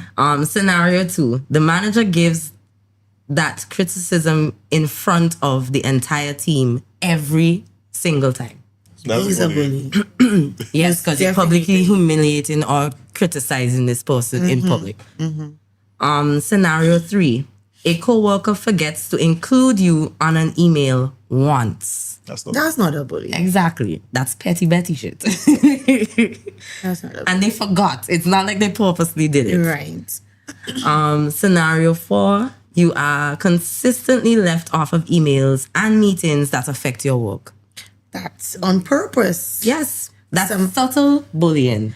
You are subtly being a bully. It's not out in your face. They're not being mean to you every day. They're polite to you when they see you, but they're just leaving you off the meetings That every sounds single like some time. Karen shit right there. Yeah, it is some Karen shit. For real. So the next scenario is a manager sets high expectations for a top performing employee. For a top performing? Yeah, for a top That's not performing really employee. bullying because they already have that expectation from somebody who informs. It's not bullying. great. It's not bullying. It's regular life. It's not bullying. But it depends on how they go about doing it. There's a fine line, but it's not bullying. Overall, generally, it's not bullying. Yeah, that's not like the curse of competency where the person. No, it's a real thing. It's a real thing. It's If true. you're too much of a good employee, Yeah. you get more work. Yeah, like you want for good work is people more work yeah. on top of you, and then you're watching that person over there and they're doing anything. But it can be. Well, that's why I said generally, in a general sense, it is not bullying. not. But That's what she's depending on how they go about it, it can be. But does the how matter? Yes, that is what differentiates whether it's bullying or not. The reason why I say it that way is like if I am able to do 10 things when the other staff doing 2, that doesn't mean you have to come and give me 11. No, but if I'm encouraging, if you show interest in the different tasks and you come and ask me as your manager to learn something new. But that's why I come and ask you. Yes, but also if I'm doing a performance appraisal and I realize that you're a top performer in everything and I see something in you with regards to a specific topic or a specific project and I think that you would do great in it and I encourage you to do it and you decide to do it on your own accord. I'm not forcing you to do it. That is not bullying. If I force you to do something, No, I understand. But where I was coming from is not necessarily how the damn thing. But if they purposely put something so on- let's say I could do 10. I could do 10. So if you could do You only do 2. But you need the 15, so you need me to take up from somebody else that not performing. Because they not You understand? yourself. No, but what? But, You're being bullied. no, You're listen. saying bad to me. I never said it's being bullied. Like, what? Let me finish the part. Let me finish the part. No, we just Stick a pin. Stick a pin. Shut up. Right. Right? So the concept is like because they know they want to make sure they meet the mark. Yeah. Right? They know that I could pick up the slack. But to me, if I pick up the slack, to me, if you come to me, make me an offer for picking up the slack. Don't just make it be a situation, okay, well, she could pick up the slack. Sometime thing that you're taking up the slack for, then by all means necessary. It's not bullying, but you need to speak up for yourself. Do the 11 projects. Tell them, okay, you want to give me more duties? That's not in my purview. That's not on my job description. That's not rude. Yeah, I've you're seen asking situations like for that. Yeah. a meeting with HR to discuss your. growth in the company, so to speak. It's not rude to bring up the fact that you deserve a performance appraisal And you see, just like for the you say, extra work. it's not what you see sometimes, it's just how you see. Because I have seen a situation where they ask a staff to pick up a slack, and then the staff say, pay me something more. And then they come and present it to us as if the person was out of place to even suggest that like it's a privilege to do that and so that. And I've been in situations where they notice I can do X better than everybody else. Yeah. They don't offer me nothing. And they will send message through people to me and tell me, oh, they say Check you Jason. better do this by this time or else. Or else what? Nigga. That's not part of my job description. I'm like, So what about job security? Vion, what do you mean? Job security in terms of you working for an establishment, but like private or public? it don't matter. You work for an establishment, but like you have a supervisor or manager that on top of you. Well, if you do that, you get fired then. Well, that's what I'm saying. That's a form of bullying. You are threatening the person in that statement or those statements that you're making. You are giving them unrealistic deadlines because exactly. Like, why am I doing someone else's job when I finished all my tasks for the day? You cannot disprove that I have not done everything that I was supposed to do, and now you're Correct. putting more work on top of me with an unrealistic deadline. I have a life outside of work. Yeah, how would you determine So, it's unrealistic? from an HR perspective, it all depends on the type of HR person that you have and the whole environment, the workplace dynamic that's already there. You can't change it by being the one person. I'm not telling people to do that. Like, that's insane. But if you have a good rapport with your HR and your HR person is genuinely not just on management side alone and they actually investigate, try to find out what's going on and they keep stuff confidential, then by all means necessary, their first step is to go and speak to HR and state, hey, no, but you need to because that's your protection. You can't go after a manager, especially someone that is your direct line of management and go after them and thinking that you're going to win. You have Box down and finish it out. That's the worst thing, right? You always say, What if your manager looks like that? It's easier if it's not your direct line of supervision, right? Like you feel more inclined to report the issue if it's not your direct line of supervision. Say me and Kay, we're on the same level in the company. We working together. We fetch, right? Kay always attacking me, telling me I must wear makeup, my face looking like I have holes all over it. I need to check myself. You know, never do that. I know you see that as a stupid example, but my point is she comments on my appearance every day. You're always dressing like a man. Why you don't dress like a girl sometimes? Blah blah blah. Right? So now I think Kay was my work friend, colleague, and now all of a sudden you're attacking me every day about my work appearance and how I look mannish. Right?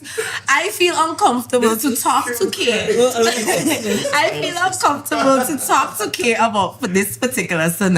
So instead of talking to Kay directly, because I tried to bring it up and she dismissed me. She's like, it's talking sense. And then she got bandwagon. She went to Carol and said, Carol, you see Femi looking a little mannish now. You go check that girl. And then all of a sudden he go and he talked to Simone and Jason and they're like, yeah, it's true. Boy, Femi does look real mannish for sure. They're just looking weird. The whole echo chamber. Exactly. Right. So now I'm feeling some type of way. I do not want to come to work. I dread coming to work when I wake up. My God. So what about Yes, it is. And so I go to my HR manager. No, I want to fully answer Nigel's question. So I go to the HR manager and I disclose or report what's been happening to me. And now they're going to tell me I need to provide whatever evidence I can provide of this workplace bullying, right? And So it's you need to go and take more choke now. Yeah, indirectly. But they also do, HR is also supposed to do their own private investigation of the matter, right? They will speak to other peers and find out other things. Some persons will talk, some persons won't talk. But their strict thing is that they're supposed to make it confidential and make you feel comfortable and safe in order to feel like no retaliation is going to happen. If word comes out, more than likely, a bully in the workplace, you're not the only one being bullied.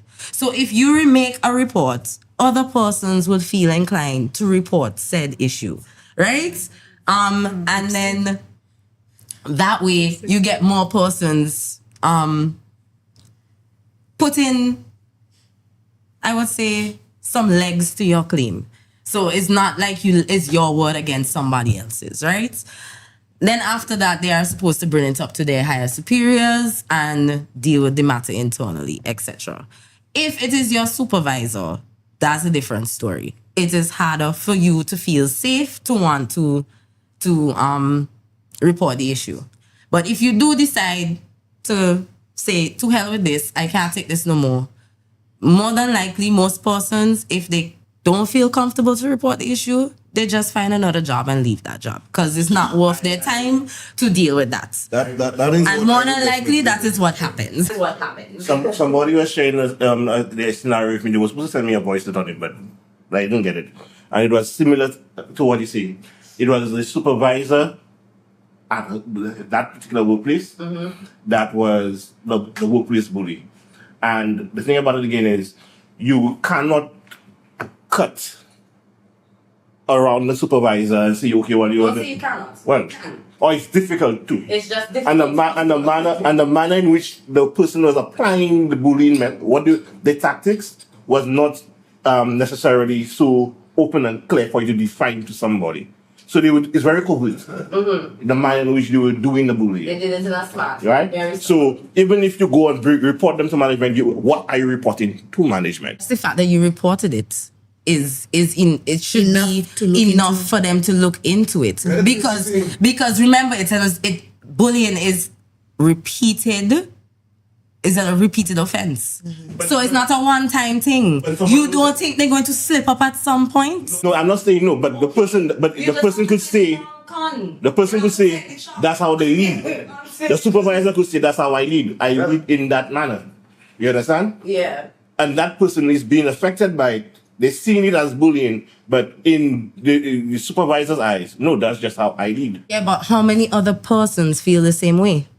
What makes you think that that is the only person feeling that way about that person's supervisory people need skills to learn to speak or up. management skills? There's a thing you'll forget in favoritism. Yeah, people need to learn to speak up. Because some people have seniority in a workplace. They could have been bullying people their entire career and people do what Femi says, I get another job. Because sometimes you go there knowing, boy, don't be a boy. But Ashton has bullied people there. Ashton, let's do this. Ashton, let's do that. Right? But you need a job. Facts. You figure out slide and then radar and then Ashton watch him and say, that's my newest victim. But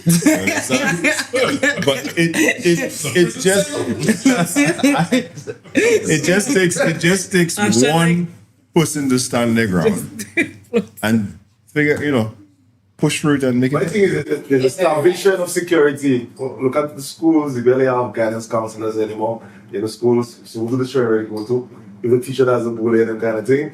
In the workplace, hardly any business in St. Lucia has an HR person or department. And that's the next thing. They're just not good. That is my next point that I was coming with. The persons that they put in as HR managers are persons who did business administration. So they just did a sidebar of one class or a semester of HR. So who's accountable in a case like that? Who's accountable? If you don't have a trained HR person, within the workspace. If I come to the labor department and I say, like, well, boy, how did you get resolved in your matter? When I went to HR, but the way HR deals with the situation. Like, that's why there's lawsuits. And that's why you go to the labor department when you didn't get a resolution.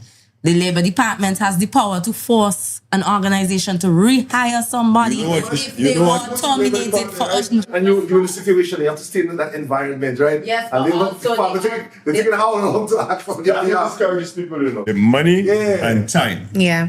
The system is not efficient enough to resolve these things. And then you have to remember, most organizations in St. Lucia is small family-run businesses. So the HR is the manager, is the sister, is the brother, so they're definitely not watching to see what's going on there. Or they have the final say. That manager be worried about have the final say on top of everybody HR else, might yeah. also be trying to keep the job. Which is a big thing, because most of the times HR managers report to the owner or the general manager or regional manager of that particular How can you keep organization. anonymity in these small organizations? You say you go out and report your thing confidentially, and then the person watching you side eye the things. You know, like I just said, you have to see with your blood, with your butt cheeks clenched. That's why I need to speak to all the HR managers or persons in the HR department now, because their task is to be the bridge between employees and management. So what not to pick sides. And your whole sole purpose is to be confidential. If you feel you cannot handle this situation because of who it is, and you didn't bring it up to the necessary persons because of which manager it might be, etc., what does that say about you as a person? You're going to let your employees suffer because you're afraid to speak up yourself? Doesn't that say something about what's going on in that particular organization? Okay. Well, I have a statement, another question, a statement. Let me get the statement. HR always speaks in the best interest of the company. Well, that's why I said that person is not a good HR manager, because the HR person is not supposed to be for company, manager, or employee alone. They are supposed to be the bridge. Yes, the company is paying them, but they are supposed to be the persons that help the company align with what the labor laws are and the policies that are set out for that company. So if you're not adhering to none of the policies, nothing in the labor laws at all, and you're just doing what you want, there are things there to protect employees. And they are supposed to be the ones, the officers that are supposed to police that process. And if they're not doing that, they are not good HR people. But let's look at bullying in the company. I'm trying to ask, I want to hear Kay's question, because she had a question not now, and I wanted to finish my point with Jason, and then I did, and then we moved on to something else. So back to Kay. She's not bullying, she waited patiently. Continue. Boys of production having it today, boy. Then anybody will say you're bullying him. No, but it's every week caught bullying people on the panel, so it's only fair. It's only fair if he take a little bit of his own medicine every now and again. But coach, when he just come for me, nobody don't be backing me, but okay. Anyways. That is a goddamn lie. So, I wanted to ask Fames, what about, like, since we're speaking on bullying, we covered, with HR managers, etc. What about bullying as it comes to line staff, like subordinated staff? So, because you have a lot of scenarios. Okay, like for example, give an actual example. The scenarios you gave are managers to line staff. Yes. Right, but do you have actual bullying amongst employees within organizations? And that's easier to deal with. You understand? And that's easier to deal with. So. It is if the person feels Not if that one friends with that one, friends with that one, friends with that's the next thing. That's the next thing. That's the next thing. HR is not supposed to have any friends. You can be friendly. I know, but you are not supposed to be friends. But it's a real with anybody. It is a real example. I'm not saying that your example is not real. It does happen. But what I'm saying is the HR person is supposed to be impartial, right? Yes, you are supposed. You're human. You have friends. But if your friend is in the wrong, you have to be the one to say, well, no, you cannot be doing X, Y, Z. Not just because that person is your friend, you just would sit there and don't do nothing for the other employee. So your responsibility is to all employees, not your friends. So we know what is supposed to happen. Yes, so I feel like Femi is passionate because that's my girl's field. But, she knows what it's supposed to be. But I want to touch on what is actually like existence. Okay, so I'll give you a scenario, right? When I used to work on a construction site and I had a scenario between two, well, when a bunch of men work together, there's always some random fist fights, physical altercation. Hello, when you're working on a construction site, with female peers than male peers. No, I beg to differ. Because in my office full of females and 2 males, not one of us did fight the one another. You are from fighting each other. Not really. They were out in the field 99.9% of the time. But anywho, back to my point. There was 2 persons in 2 different departments. One in operations and one was working in landscaping. Now, whatever happens, but bear in mind, this is a small island, right? Literally about 3,000 people living on this island. So you practically know everybody wherever you go. They once went out the night before, by a bar. They come to work the next day. Whatever happened at the bar did not stay at the bar. They decided to bring whatever disagreement they had to the workplace. They fought, physical fist fights on the construction site, and both of them got sent home. Like, the general manager was out doing a site visit, and he happened to see the ending of the fight. And he said, the two of y'all, when you're ready to work, you can come back to my site, go home, right? The next day, no, not even the next day, the same day, one of them was afraid that they was gonna lose their job.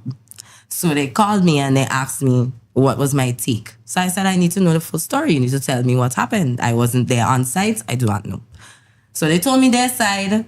I told them, come and see me tomorrow morning, and what's the name of the other person you fought with? So I called that person and I spoke to that person, and I told them to come to the office at a different time later in the day to come and see me, because it didn't make sense to have two people who just fought in the same office. So I sat down with the person who was the aggressor first, and I asked.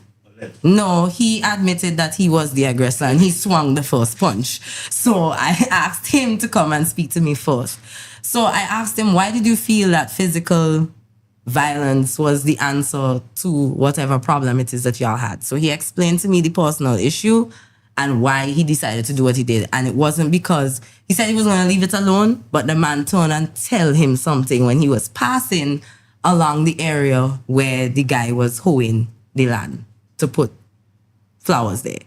So I was like, okay. I then spoke to the other person, and they basically said everything that the guy said, but omitted to say that he started it or said anything to provoke the man in his anger. So I found a way to talk to him in a way, like to try and coax it out of him, and eventually he admitted what it was that he said to that person. And I asked him, I was like, if someone had said that to you, how do you think you would have reacted?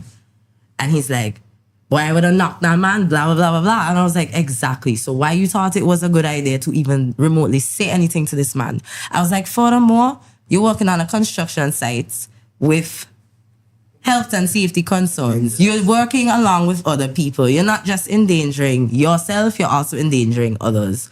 I was like, when you walk through that gate tomorrow, leave that shit at the door, because here is not the place for that. I don't think that scenario is like a bullying. It wasn't necessarily bullying. I just look at it as a conflict. It was a conflict, but it was an ongoing vibe of bullying outside of the workplace, and they brought the situation to work. So I really wonder what happened at that vibe. I want to know what happened too, but it's something where this guy always telling the man something or picking on him and calling him names and talking about his woman and all kind of different things. Talking about his woman? Yeah. And then no, but you're also living on a small island with 3,000 people, and there's more man than woman living on this island. Your woman is important to you. Okay?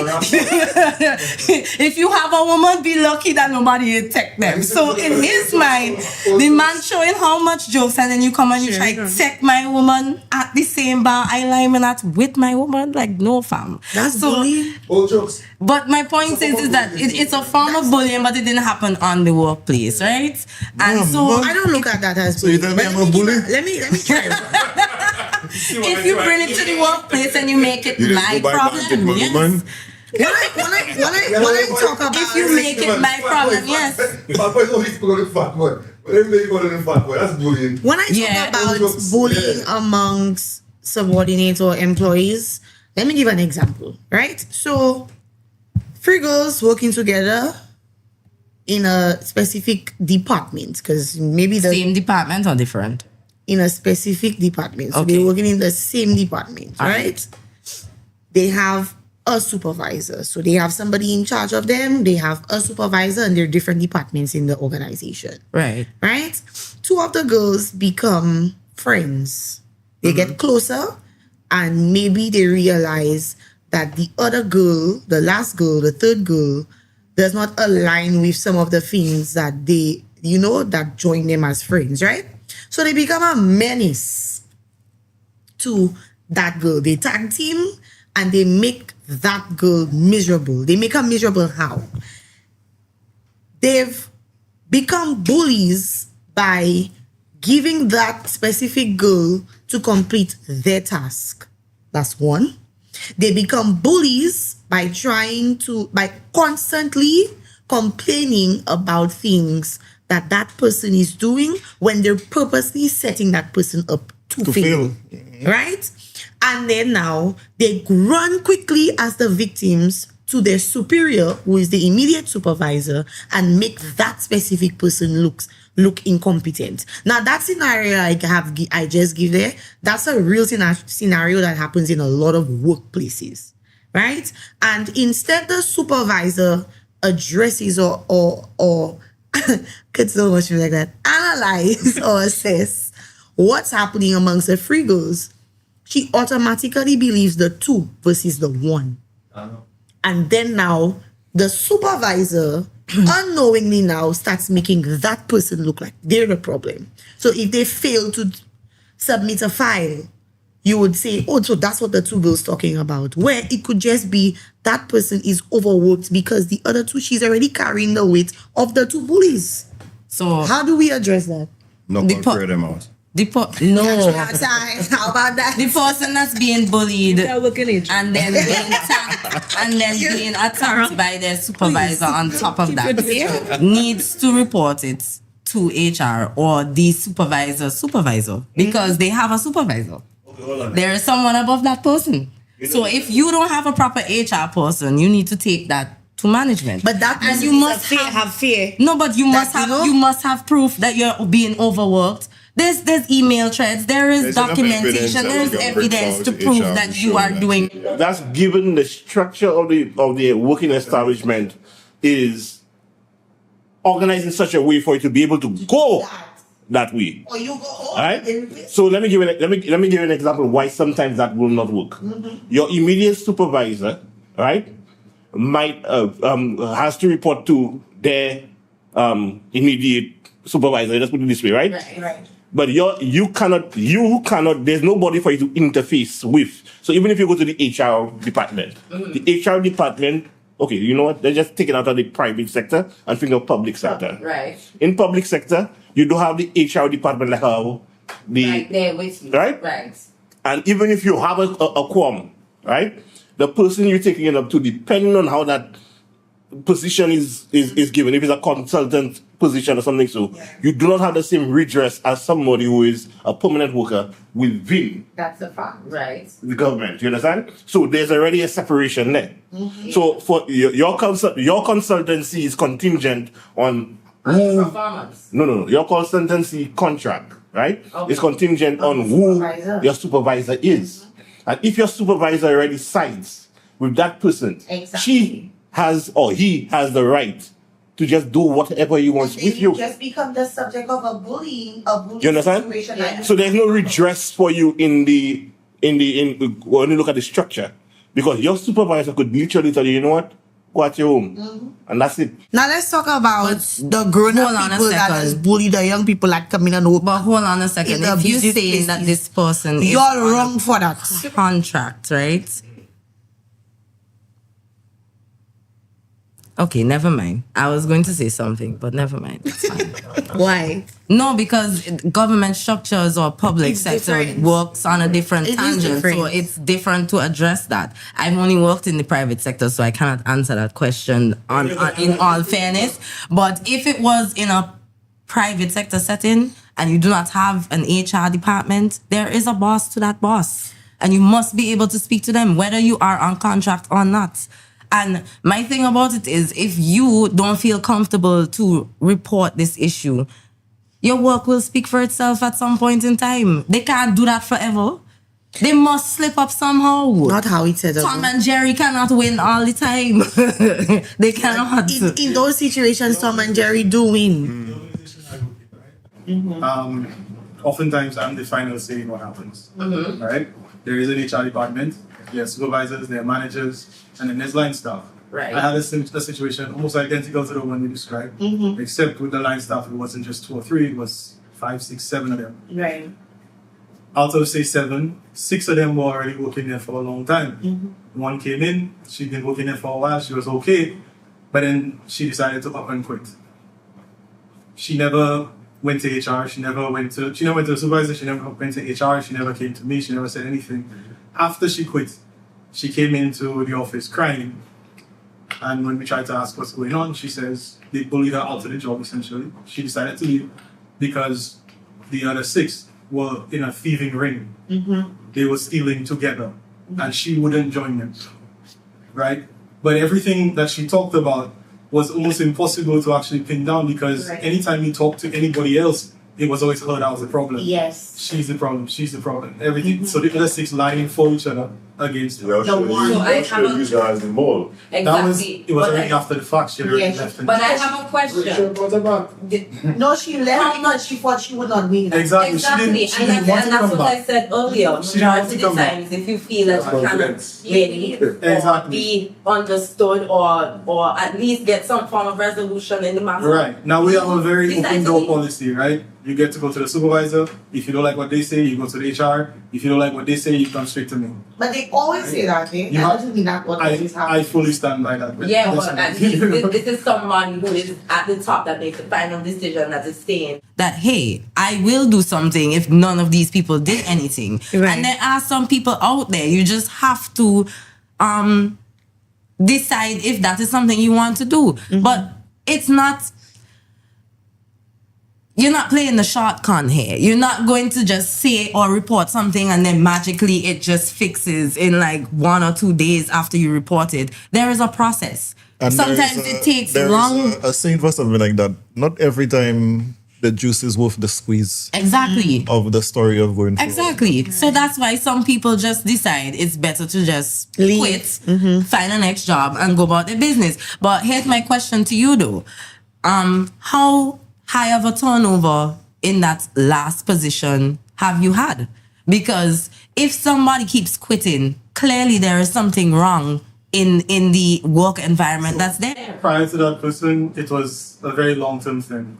So I So guess they were before- all in the ring and that person decided to Exactly. When that Okay. person came in, they tried to indoctrinate them. They said no. They bullied them. They marginalized them. They ostracized them, whatever. And eventually the person decided to leave. And they couldn't prove it. Well, here's where that person went wrong. I would have pretend like I in it with them, document every blasted thing, and then take it to who I have to take it to. Well, not everybody thinks like that. you know. Because I'm not going down like by myself. I can tell you that. But again, remember what he's saying is that it was a bully situation. And so now they're not just attacking the fact that they wanted to ring you in. They're trying to make sure that they could pressure point on where they could take advantage of you. Yeah. So that's why there is an imbalance of Yeah. power in their favor. Yeah. Now they find that as bullying.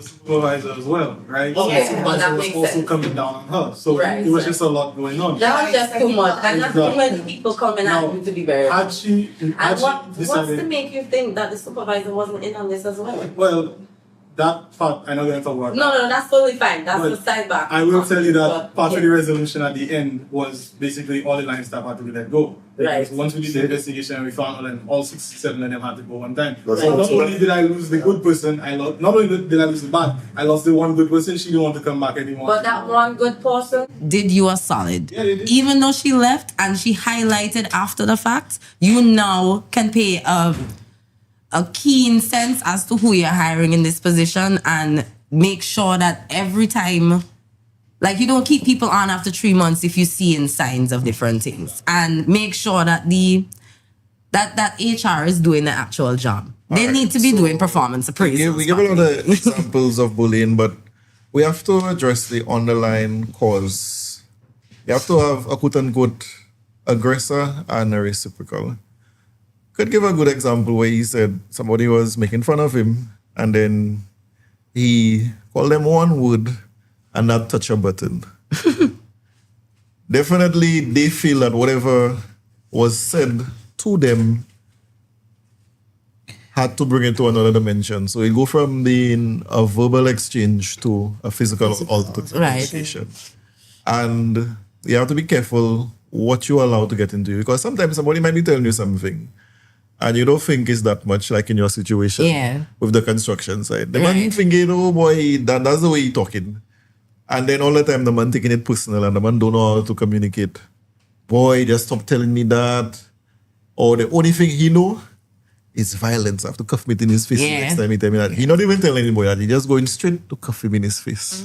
They just on a whole macho scene, like, who's the toughest man? I can't make this man tell me that. And look so all the time. On a construction site. They have a next construction over here, a camera that's screwing him and wife recording the whole scenario. Watch all the things that's happen.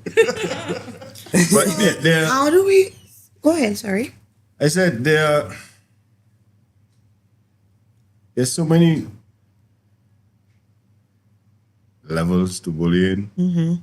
So many rooms that we can open doors to where they are bullying, whether it be in HR, school, relationships, friendships. But I think there's a thin line. I feel, like Nigel pointed out a while ago, where you see somebody who call somebody fat boy, or call somebody big head, or you call somebody chicken.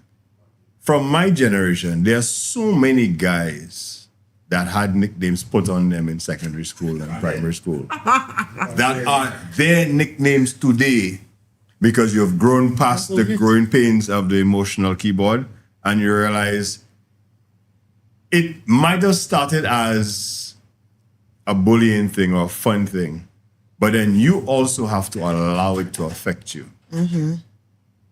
If they say, let's say Nigel have skinny legs, they start calling him chicken legs. All right? And then you decide, you don't have, but I'm just saying. All right? Let's not call him chicken legs. Nigel look down on his legs like, wait a minute, are they really skinny? You just like, all right, they call me chicken legs. Eventually, it just might be chicken. All right? Or it might be legs. And then you go on in life and then the effect that they want to get, they're not getting. So it might be only your actual friends that end up calling you that name because the people that started it didn't get the result that they wanted. Like the old school saying, sticks and stones. But I also find that y'all Lucian's nicknames just be real fucked up. I don't think I ever hear some messed up nicknames till I move Lucian. And then y'all want to keep this trend going till the people that in their 40s and 50s, like, come the fuck on. Why you calling me this name still? I know it's, yeah, but all your way was with the names, dog. No, with the names, some of the names that I have heard just living here in the first year alone, I literally almost just like, what the fuck, fam? Like, it's creative, yes, but it really is fucked up. I don't understand how some of y'all even still living, because if somebody was calling me some of them names, they constantly, every fucking...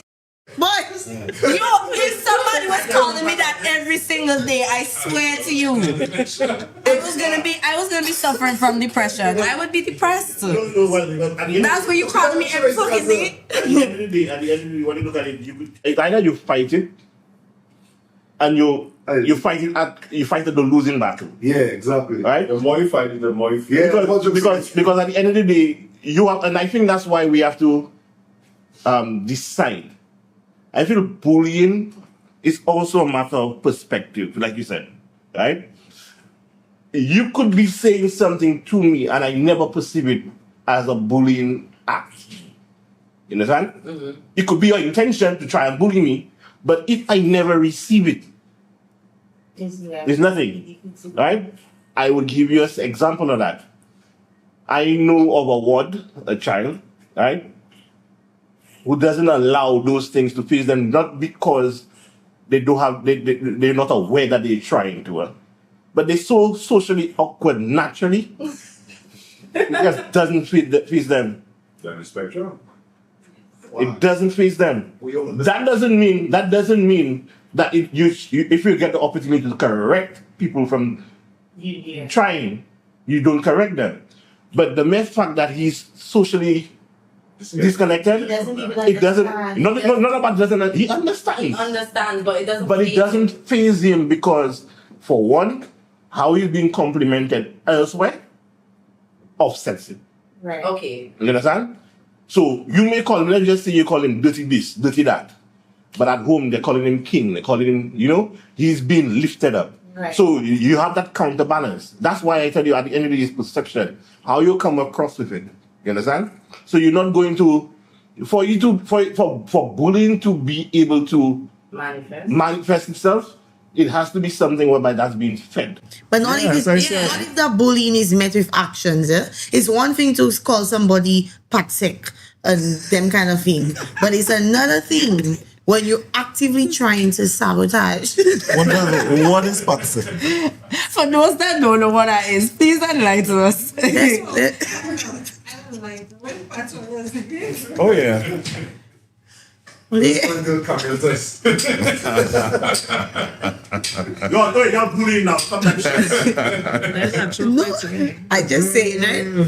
It's something different when somebody, because remember there's different types of bullying, as you said, right? It's different when it's verbal and you don't, you could block that out, but it's different when somebody's actively trying to affect you in the workplaces through actions, through things that they're doing to actively sabotage you. Not only in the workplace, in life in general. Well, yes, but since we specifically we're talking about, right? Okay, so I can give you a personal example with that, right?